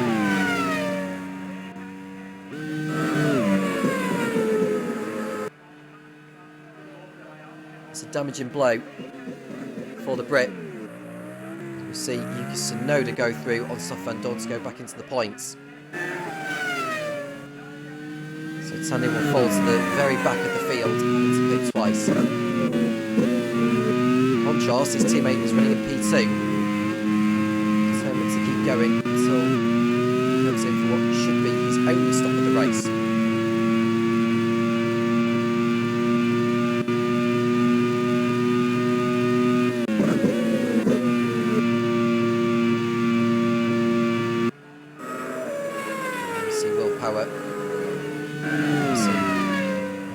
Is yet to stop in this race. Kobayashi and Van Gisbergen are both in. It feels to me like they are doing the two-stop, as is Jamie Winkup. So Alex Palou goes back into the lead. Scott Dixon's also come in, so that will allow Will Power to go back into second place. Ayanchen Guven has stayed out for another lap though.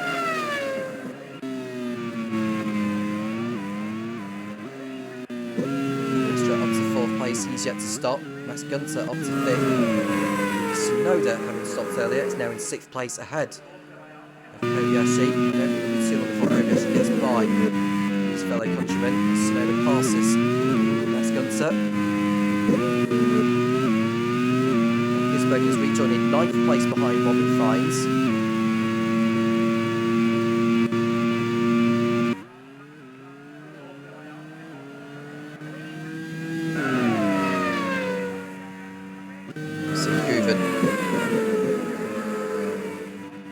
Continuing to have good starts this season. He's already got 2 podiums to his name. Aruba and Curitiba.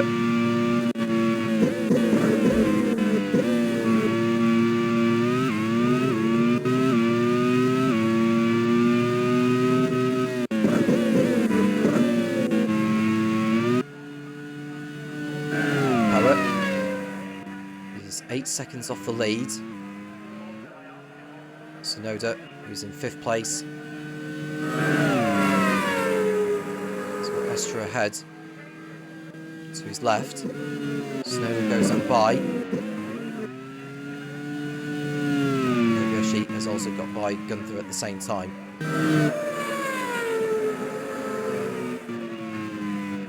Guven's having a splendid race so far.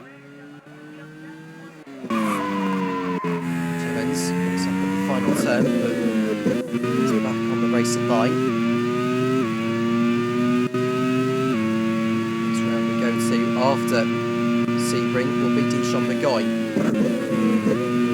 Which should be a thrilling encounter. In case you're wondering which version of Sebring of Dijon McGoy we are using, it's the short layout, just like last season.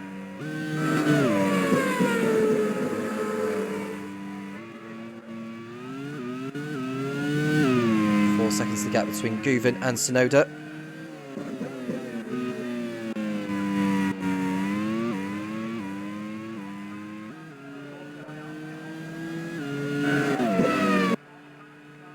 Marcus Ericsson in 19th position has got the Carlin of Stoff Van Don for company. Well, Kevin Magnussen, I should say. Magnussen goes on by.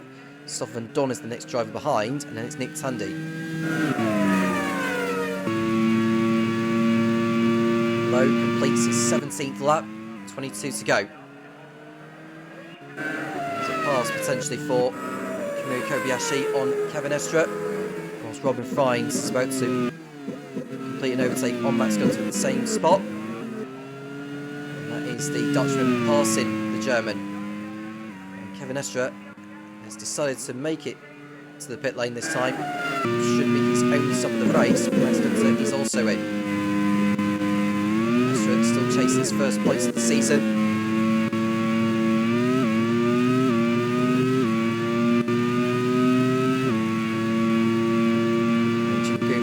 Sonoda is now down to 2 seconds. I think it's about time before Sonoda passes the Lancia, but we will see.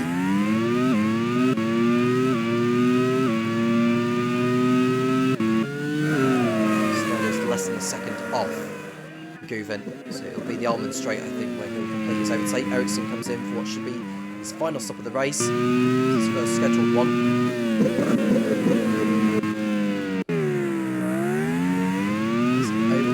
Carlin.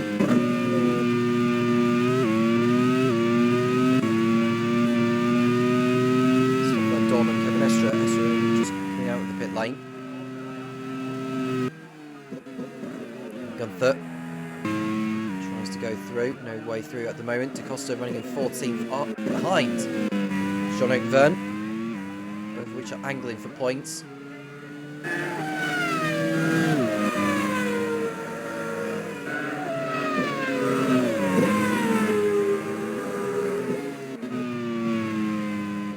Sonoda has got by Guven at the end of the Almond Straight for 3rd place, so he continues to have the race of his life so far. Formental came into this at the top of the team's championship in League 1 by 3 points over HRT, Minardi 3rd, a further 5 points back, and it's Ducati in 4th, 10 points off the top.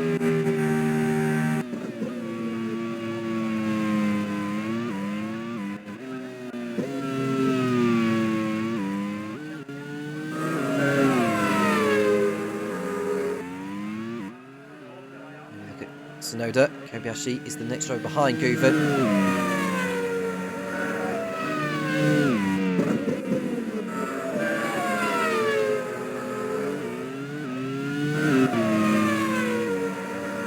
Gale will be very happy with his man. Formental won the League 2 Drivers and Teams Championships in Season 3. He was 3rd last season in League 1. For the championship at Buron in Season 5. What we're going to see between Formental, HRT and Minardi should be a really tasty affair. I mean, Ducati don't rule them out either. They've been strong since the beginning of the season after their success in League 2 last season, with Shane van Gisbergen wrapping up the drivers' title and Chikadze wrapping up the teams.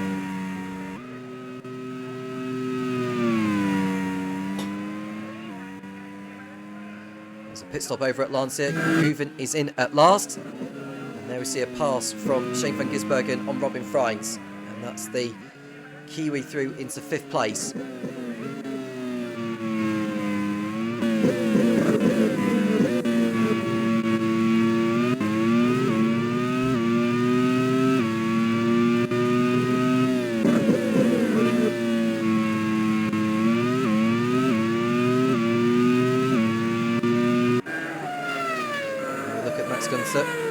That's Guven coming out of the pit lane in clear air.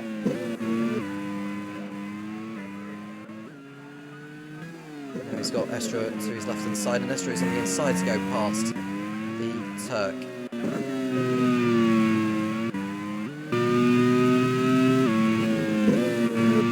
Snowder, E3. Chasing down Will Power.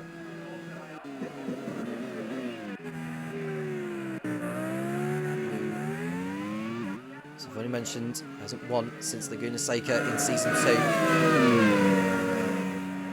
He's part of the Leighton House squad that won the Drivers and Teams Championships in that same campaign. Leighton House no longer in the Grand Prix series these days, I should say, which is a shame because I enjoyed having them round. Chris Cafferty had other ideas. He switched allegiances to Lancia, and Astra breaks his front wing. His season continues to go from bad to worse, not what Onyx needed at this time.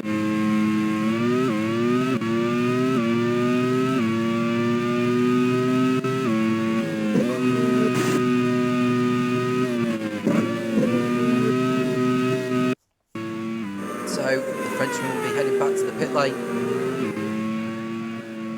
There's no way on earth he will recover from this now.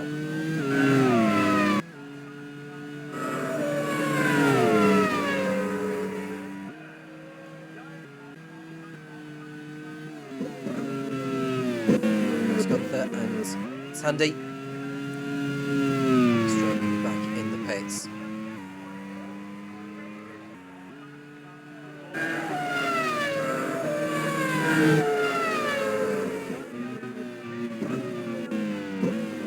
Tandy attempting to go on through on Gunther, but no way past. So nice, it's the second and fourth. Not had too many drivers pulling out of this race so far. I think we've gone through about 15 laps at least since our last driver had pulled out of the race, and that was Kyle Kirkwood. I hope that's not a jinx, by the way. Kevin Estre is now down a lap in 22nd and last position.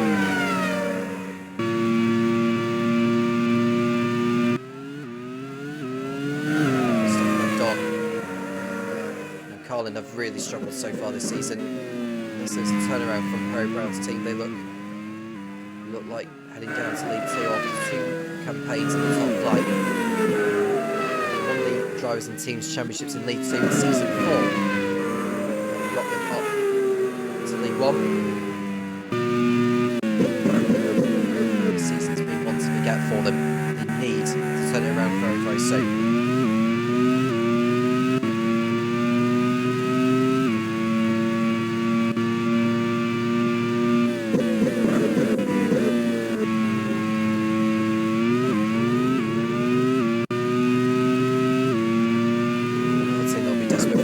BAR, who opened their account last time out in Argentina. Sebastian Buemi and Teo Porsche running in 14th and 15th in this one. 11 points from safety.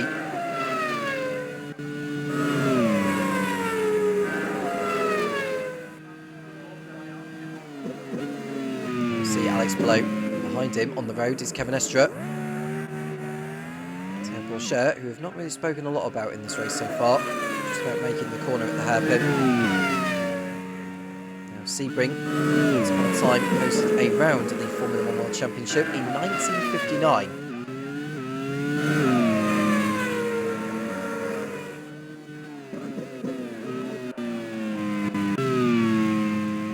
Sonoda continuing to run well in third place, but he's now got Kobayashi on his tail.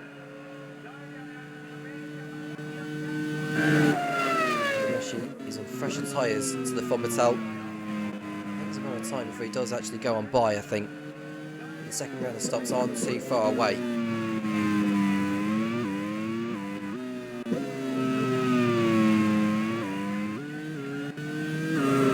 Kobayashi's into the slipstream of Tsunoda before they get to the hairpin. Is Kobayashi close enough to go on through? Cut away from him, but Kobayashi has completed the overtake on Yuki Tsunoda. As Tandy goes by Gunther for 19th, but we missed the overtake from Kamui Kobayashi on Yuki Tsunoda at the hairpin. And so the Minardi's pass and out, well, I say out of the race goes Marcus Ericsson. He just allowed Kevin Estre to go through rather easily. I wonder if Ericsson's suffering some form of issue again.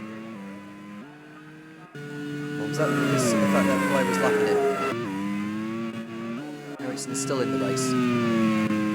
She'll be desperate to do so. He's scored points in every race so far this season as Ericsson. I think the chances of him repeating that here in Sebring are very, very slim. Well, Ericsson is coming in, so I think that might explain why Estre got past him so easy. Third stop of the race for Marcus Ericsson.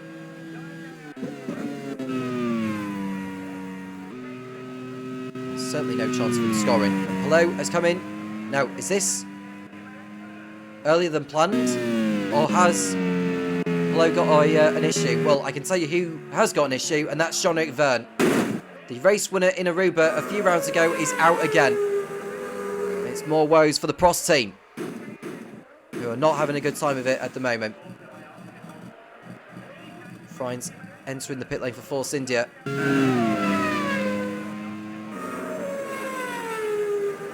See Kobayashi in second place. Pallot's stop has seen him rejoin in 6th position behind Jamie Whincup. Now this may be an earlier planned pit stop for Pallot. If it is, it's not the end of the world. He can still win this, but he's having to pit again later. That's not good news for his race. He's 4 seconds behind Jamie Whincup. Once everyone's stopped, this race is over, we'll be in a position to be in the lead.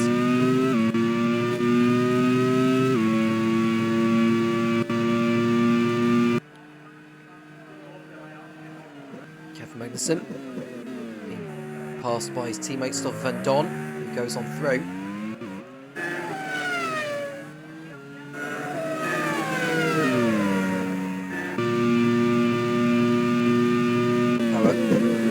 Into the pit lane, so literally a lap after Pallot, so I think this was a planned pit stop for Alex, and that has handed the lead to Kamui Kobayashi, who remains out there. Tsunoda entering the pit lane for Fomital at the same time. That promotes Jamie Whincup into third place and Pallot back into fourth. We've got these gaggle of cars going on through as well. Marcello, Dixon and Ericsson, who desperate to unlap himself from these. He's got a straight line speed advantage on Nick Tandy. He's brought back through into 18th.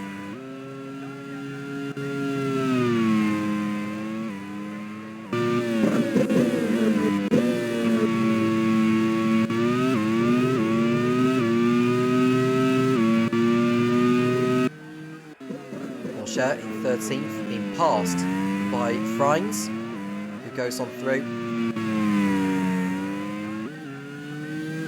Frines hoping he can get into the points again.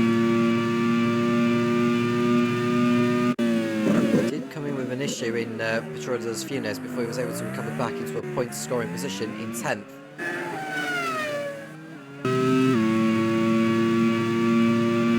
Van Gisbergen still chasing Kamui Kobayashi. That's an engine fire for Jamie Whincup in the Cooper Kiro. Both Ed Hunter's drivers are out of the race again here.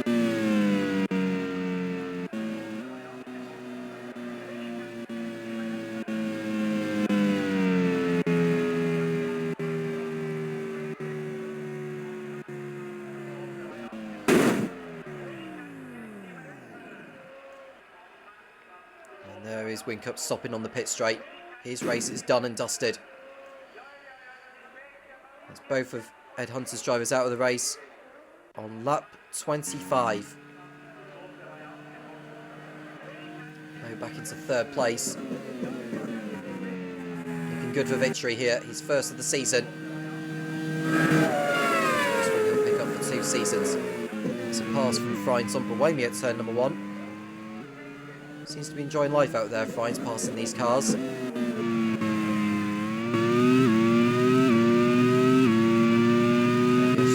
seconds clear over Van Gisbergen. He needs to pit in before this race is over again, does Kobayashi. There's no way he's got enough fuel on board to go to the end, but we'll see how far he can go before he does actually pit in. Might start a pursuit to go after Palou. That's the Ducati going through on the Carlin. That will be Italy on Kevin Magnussen, which is for 16th place. Through the final corner. Kobayashi is now in for his last stop, which will hand the lead to Shane Van Gisbergen.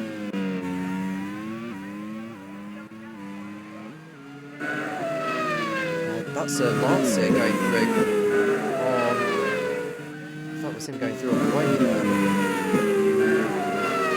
He backfired there for the Lancia, but he was able to stay on the track.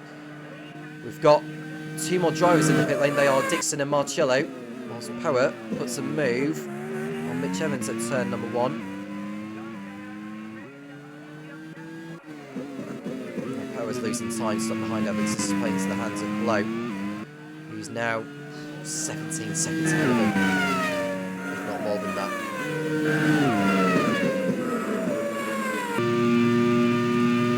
There goes Power on Evans at the hairpin. Australian passing the Kiwi. And that's the Minardi through into third place on circuit.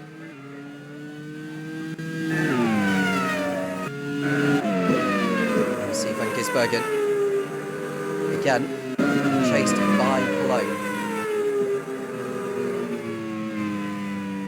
Out of Le Mans onto the Almond Straight. It's handy. It's passed by Brendan Hartley, who's only just pitted. But Palou's hit trouble. The HRT is slowing. The man destined to take back the lead has suffered mechanical gremlins. Can he get that back to the pit lane? No, he's passed it. Game over for Alex Palou, and HRT's race is run. Shane Van Gisbergen comes into the pit lane, which will hand the lead over to Will Power.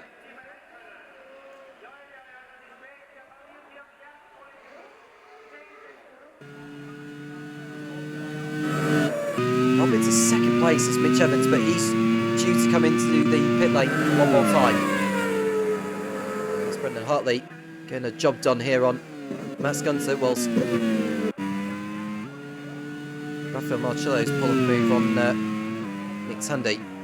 Dixon, Buemi, sorry, is into the pit lane for his last stop.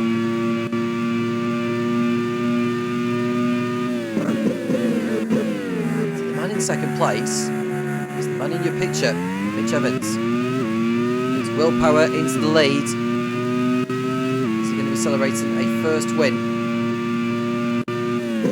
for more than 3 seasons?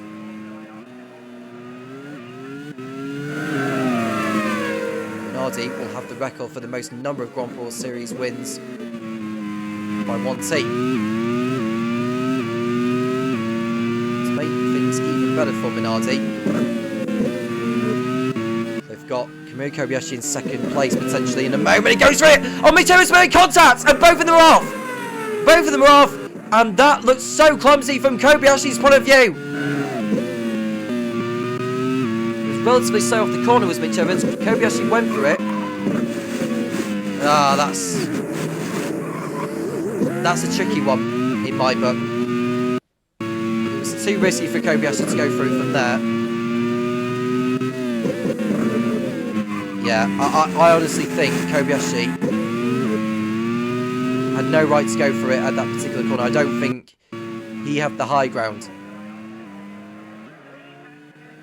We'll see what the stewards say. Kobayashi is ahead of Evans, and the incident involving Kamui Kobayashi and Mitch Evans is to be investigated after the race. This is likely going to go down to a poll between the team managers.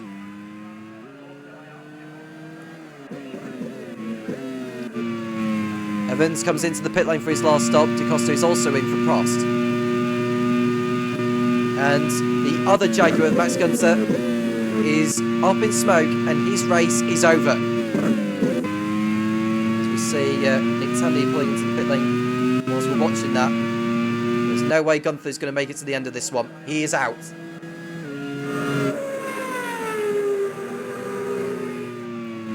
Evans rejoins the circuit in 11th place, which will become 10th once Gunther pulls off. Now, if Kobayashi was to be penalised, it's likely going to be 10 seconds. Which, as it stands, would drop him behind Freins in 5th. So, Kobayashi came in later than Power, so he'll be on better tyres compared to his teammate.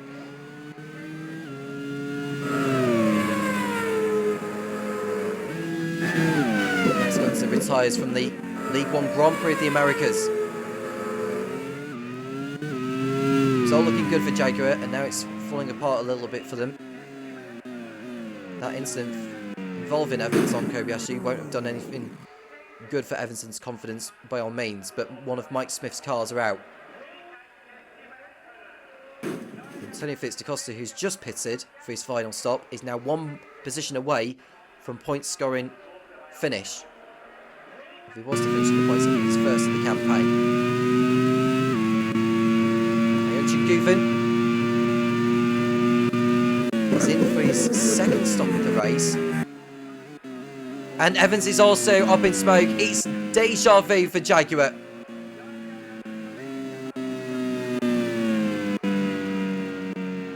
That's a terrible shame. Out at the same time, both cars.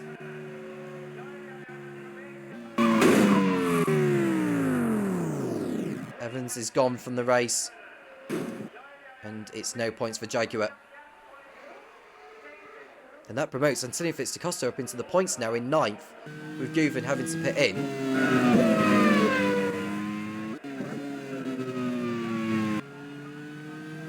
So it's all falling into place for Minardi for now at least. For Marcello. Keep forcing his run of point scores going. 3 races in a row they've been in the points. Same with Lancia, to be fair.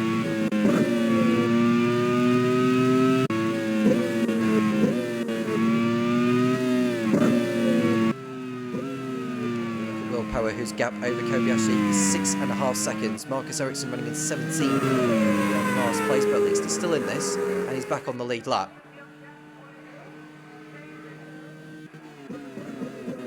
A long way to catch up to Nick Tandy in 16th though.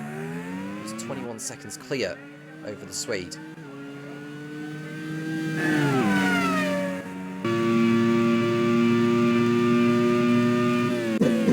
6.5 seconds. So if Kobayashi was to receive a 10-second time penalty,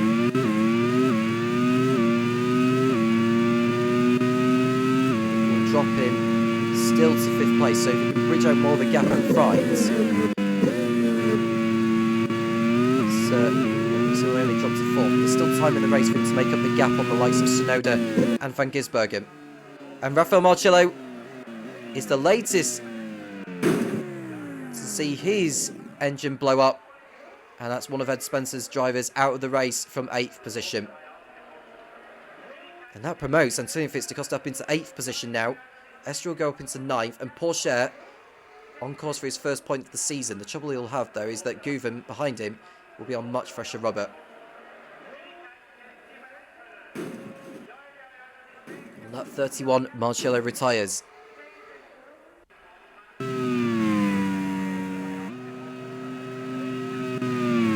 non-finishes in a row for him. 6.1 seconds the margin between Power in the lead and Kobayashi in second. The gap that Kobayashi has over Tsunoda is 4.3 nearly. He's got 8 seconds, 8 laps left to make up. Another 6 seconds really. Which is going to be a tall order for Kobayashi.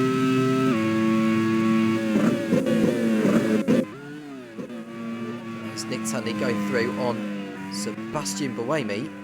I think Buemi has hit some form of mechanical gremlins here. There's no way you would see cars go past anyone at that particular bend, so he is going to be coming into the pit lane at the end of this. Oh, he's got a loose wheel. It's a loose wheel on the front left.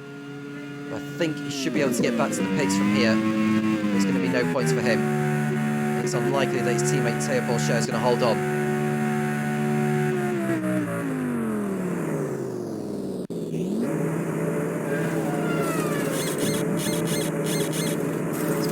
Start to the season for BAR and for Buemi. 1 points finish that came last time out. It's not got any better. It's not got any better for them. It's likely to go down a lap as well on the race leader, Will Power. And it looks like Tsunoda and Van Gisbergen have got ahead of Kobayashi. Has Kamui Kobayashi got a problem? He's down to 4th place behind Van Gisbergen. We need to see what's going on involving Kobayashi. It looks like he's coming to the pit lane. He has done. Reliability really is kicking into the cars now. It's an electrical issue for the Minardi.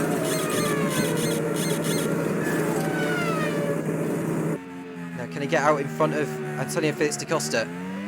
Well, even if he doesn't, he'll have the grip on the new rubber to go at him.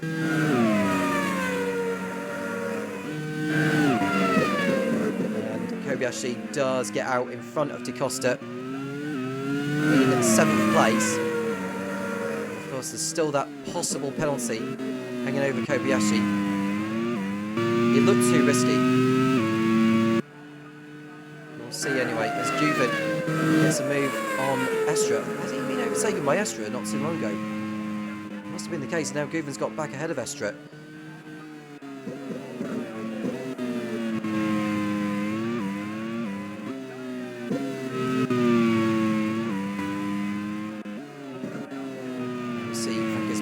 To put a lap here. Well, it's not to put a lap on anyone, it's to overtake Tsunoda. So Tsunoda is now in 2nd place behind Will Power. He's on course for victory here, and there we see Brendan Hartley having a strong race in 6th position. His teammate Scott Dixon likewise in 5th. It's been a much better race for Marcus Johansson's team. They came into this 10th in the standings on 19 points. 5th and 6th would give them 18, and we can see Van Gisbergen going through on Tsunoda. We need to see what's going on involving those two. Van Gisbergen looks like he's passed Tsunoda. He has done. We're going to see a replay. Shane Van Gisbergen overtakes Yuki Tsunoda for 2nd place. The championship leader is about to remain there, with another podium finish going in the way of the Kiwi.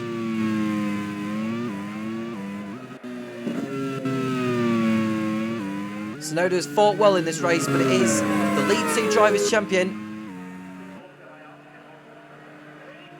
who's managed to fight his way through. And who knows what could happen in these final half a dozen laps in the League 1 Grand Prix of the Americas.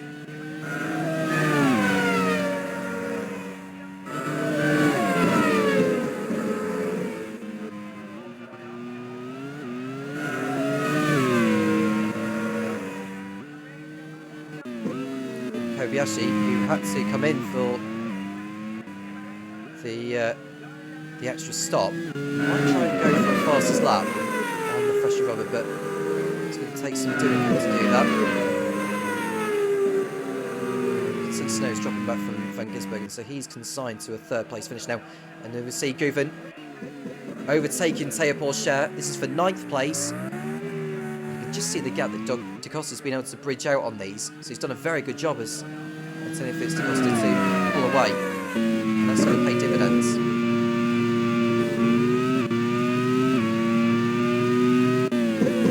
Ryan's in 4th position for Force India. keep this run of point scores going.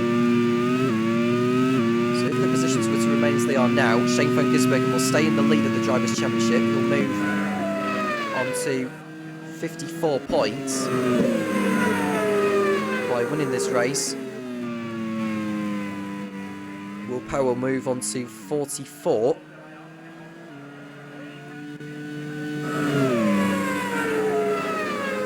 Kamui Kobayashi has now got the fast lap of the race, so that's no longer Alex Blow's.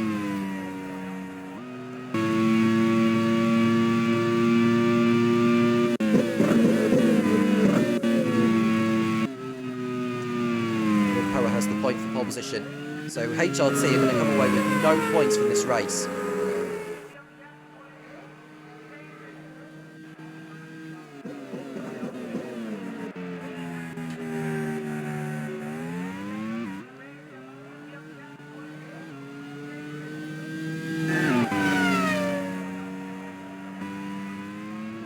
See Van Gisbergen will remain in the lead. He'll move on to 54 points. Kobayashi, if he was to finish 7th and get that fast lap point, he'll move on to 42.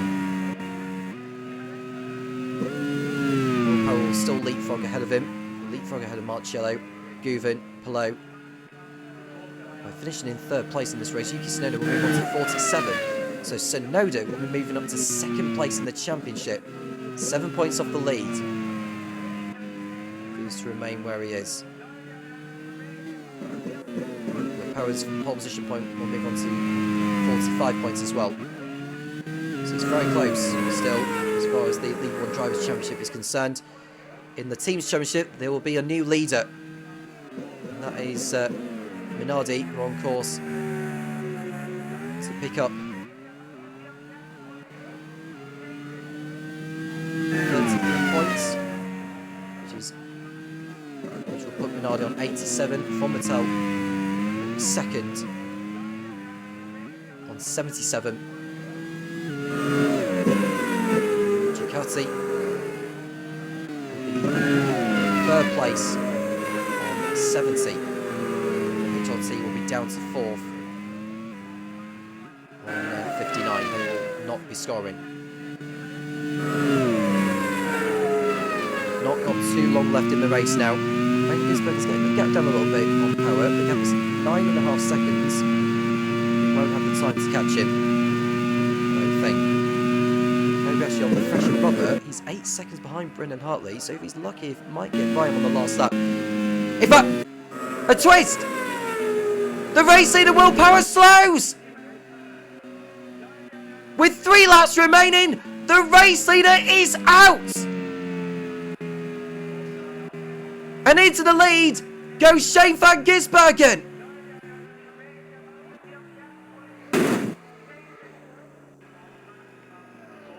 Tragedy has struck again for Giacomo Pagliaro. We've seen this all before.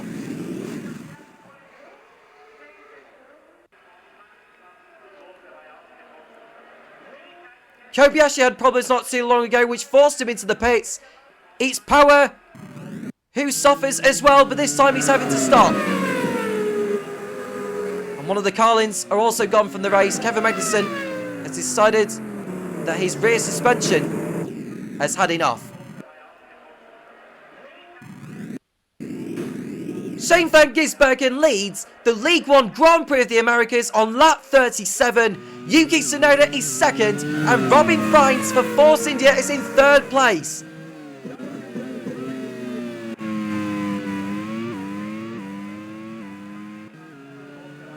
The 2 Arrows drivers are Scott Dixon and Brendan Hartley are now up to 4th and 5th. Kobayashi back up into 6th place. He might still catch Brendan Hartley before this race is over. And Tony Finistikostu is about to open his points account for Season 6 by finishing 7th. Ayan Guven 8th, Teo Porsche 9th, and Stoff Van Don looks to be on course to double Carlin's points tally for this season by coming over in 7th, but he's got Nick Tandy right on his tail. So it's not over yet between those two.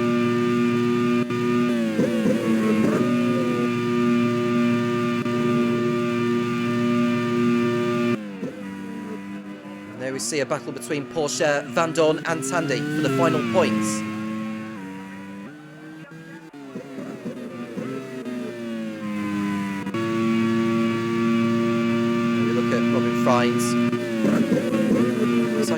on the lead lap now. Oh, that's another twist! Van Gisbergen's on fire! The championship leader is on fire, and Shane Van Gisbergen is not going to come away with the race win. Into the lead in only his 5th Grand Prix Series race, it is the Japanese driver of Yuki Tsunoda.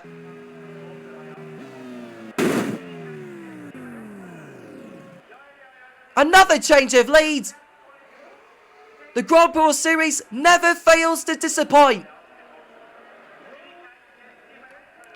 Van Gisbergen retires on the penultimate lap, and Formital are on course for their first win of the season, and it's going to be a debut win for Yuki Tsunoda. A first time victory coming in the way for him.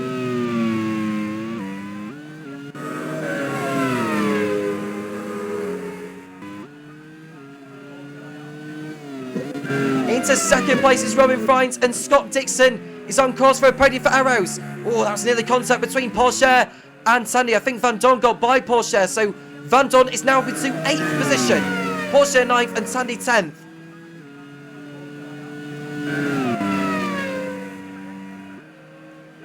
And there we see Scott Dixon ahead of Brendan Hartley, who's got Kobayashi right on his tail now, so it looks like Kobayashi might just snatch 4th place from the Kiwi. 1 lap to go for Yuki Tsunoda.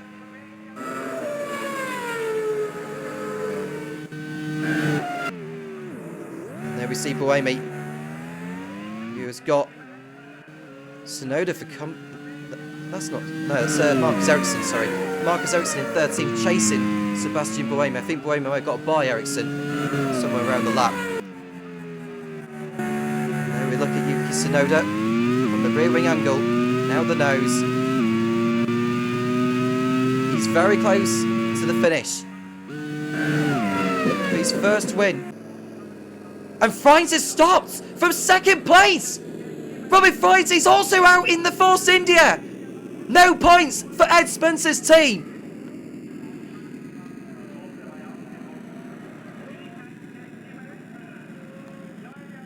That's another driver from the top 2 in the race to stop. And this time it's on the final lap. He's parked up, of all places, at the hairpin where his teammate Rafael Marciello has stopped.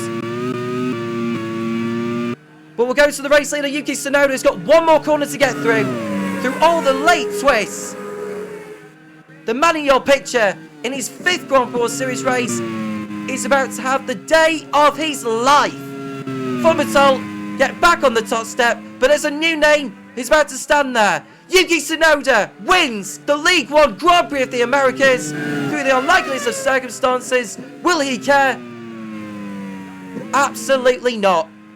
Scott Dixon in 2nd place, and Kamui Kobayashi got by Brendan Hartley on the final lap to get back to a podium place. But there is that penalty possibly hanging over him after that coming together with Mitch Evans. So you never know, Brendan Hartley may still make it 2 drivers on the podium for Arrows. And Tony Fitz-DaCosta comes in 5th place for his first points of the campaign for Prost. Hyunjin Guven will be 6th. Nick Tandy got by Porsche and Van Dorn on the final lap to take 7th place. Porsche 8th, Van Dorn 9th. Kevin Escher will pick up the last point in 10th place. And then we just wait for the likes of Sebastian Buemi and Marcus Ericsson to head over the line. But those final few laps were some of the most unpredictable compared to what I've seen in the past. Escher gets his first point of the campaign, so at least he's off and running. And then we'll wait for Sebastian Buemi, who continues to have a season to forget, but BAR do come away with points courtesy of Porsche, and Van Dorn triples Carlin's points tally for season 6. Ericsson, the last driver over the line, and it is race over. It's victory for Yuki Tsunoda, his first in the Grand Prix Series. The League One Grand Prix of the Americas doesn't disappoint. Scott Dixon 2nd, his first podium for Arrows. Kamui Kobayashi 3rd, Brendan Hartley in 4th place, and Tony Fitz-DaCosta with his first points of the campaign in 5th. Hyunjin Guven continues to score well in his rookie campaign in 6th. Nick Tandy 7th, Teo Porsche 8th, Stoffel Van Dorn 9th for Carlin, and the last point going to the Onyx of Kevin Estra. Sebastian Buemi 11th, Marcus Ericsson the last driver to finish in 12th place, Robin Fines classified in 13th, Shane van Gisbergen classified in 14th, Will Power 15th, Kevin Magnussen 16th, despite those 4 drivers not finishing and taking the checkered flag. Rafael Marcello, Mitch Evans, Max Gunter, Alex Palou, who had lost from the lead. He would have been the championship leader had he won today. Jamie Whincup, Jean-Luc Verne, Kyle Kirkwood, Oliver Rowland, Alessio Rivera, and Philip Hansen were the rest to not finish. Will Power took the point for pole position and the fast slope going to Kamui Kobayashi, but it should have been so much more for Minardi, and it very nearly was. 10 races and 10 different race winners in Season 6. Yuki Tsunoda grabs his first win in only his 5th outing in this series. We don't know how long he'll be able to remain in the championship for, but he is very much making the most of it. For Mattel, with that win, they stay in the lead of the team's championship through all of that. And as far as the Drivers' Championship is concerned, with Shane van Gisbergen dropping out in the final couple of laps of that race, the championship leader, you guessed it, it is Yuki Tsunoda. With Palou not scoring, Marcello not scoring, Guven not scoring enough to maintain to get into the lead. Kobayashi is now up into 2nd place, but it is Yuki Tsunoda who is the championship leader in League 1. 2 Japanese drivers in the top 2. I don't think you would have had that on your bingo card at the beginning of the season. It's time to run down on the League 1 Drivers and Teams Championships in the voice of Topher Smith, and I'll see you for the next round in Dijon-Bourgogne in a couple of weeks' time. Topher, over to you. Well, drama all the way to the end here in Sebring, and at the end of it all, Yuki Tsunoda at his 5th attempt takes his first ever Grand Prix World Series victory. What a way to begin your career in the Grand Prix World Series. But what has this result done to the drivers and team standings? Let's have a look. And Yuki Tsunoda with his victory has moved straight to the top on 57 points. And it is a Japanese 1-2 with Kamui Kobayashi second on 51 points, 6 behind his compatriot. Hanshin Guben third in the Lancia on 42, ahead of Shane van Gisbergen down to 4th on 36 points. Scott Dixon 5th on 34, ahead of Raffaele Marcello and Alex Palou on 33 each.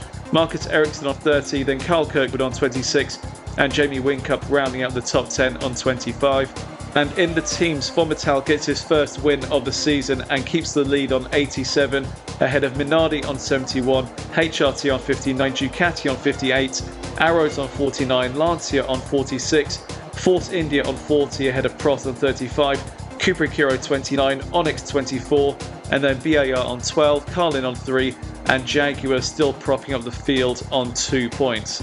Well, we've had 2 fantastic races here today in Sebring. The first ever Grand Prix of the Americas has truly delivered, and we can't wait to bring you the next round. That is the end of the American leg of the season. Next time we will be at Dijon-Bourgogne for the first round of the European leg of the season. So until then, thank you so much for tuning in. It is always a pleasure to have your company. Take care.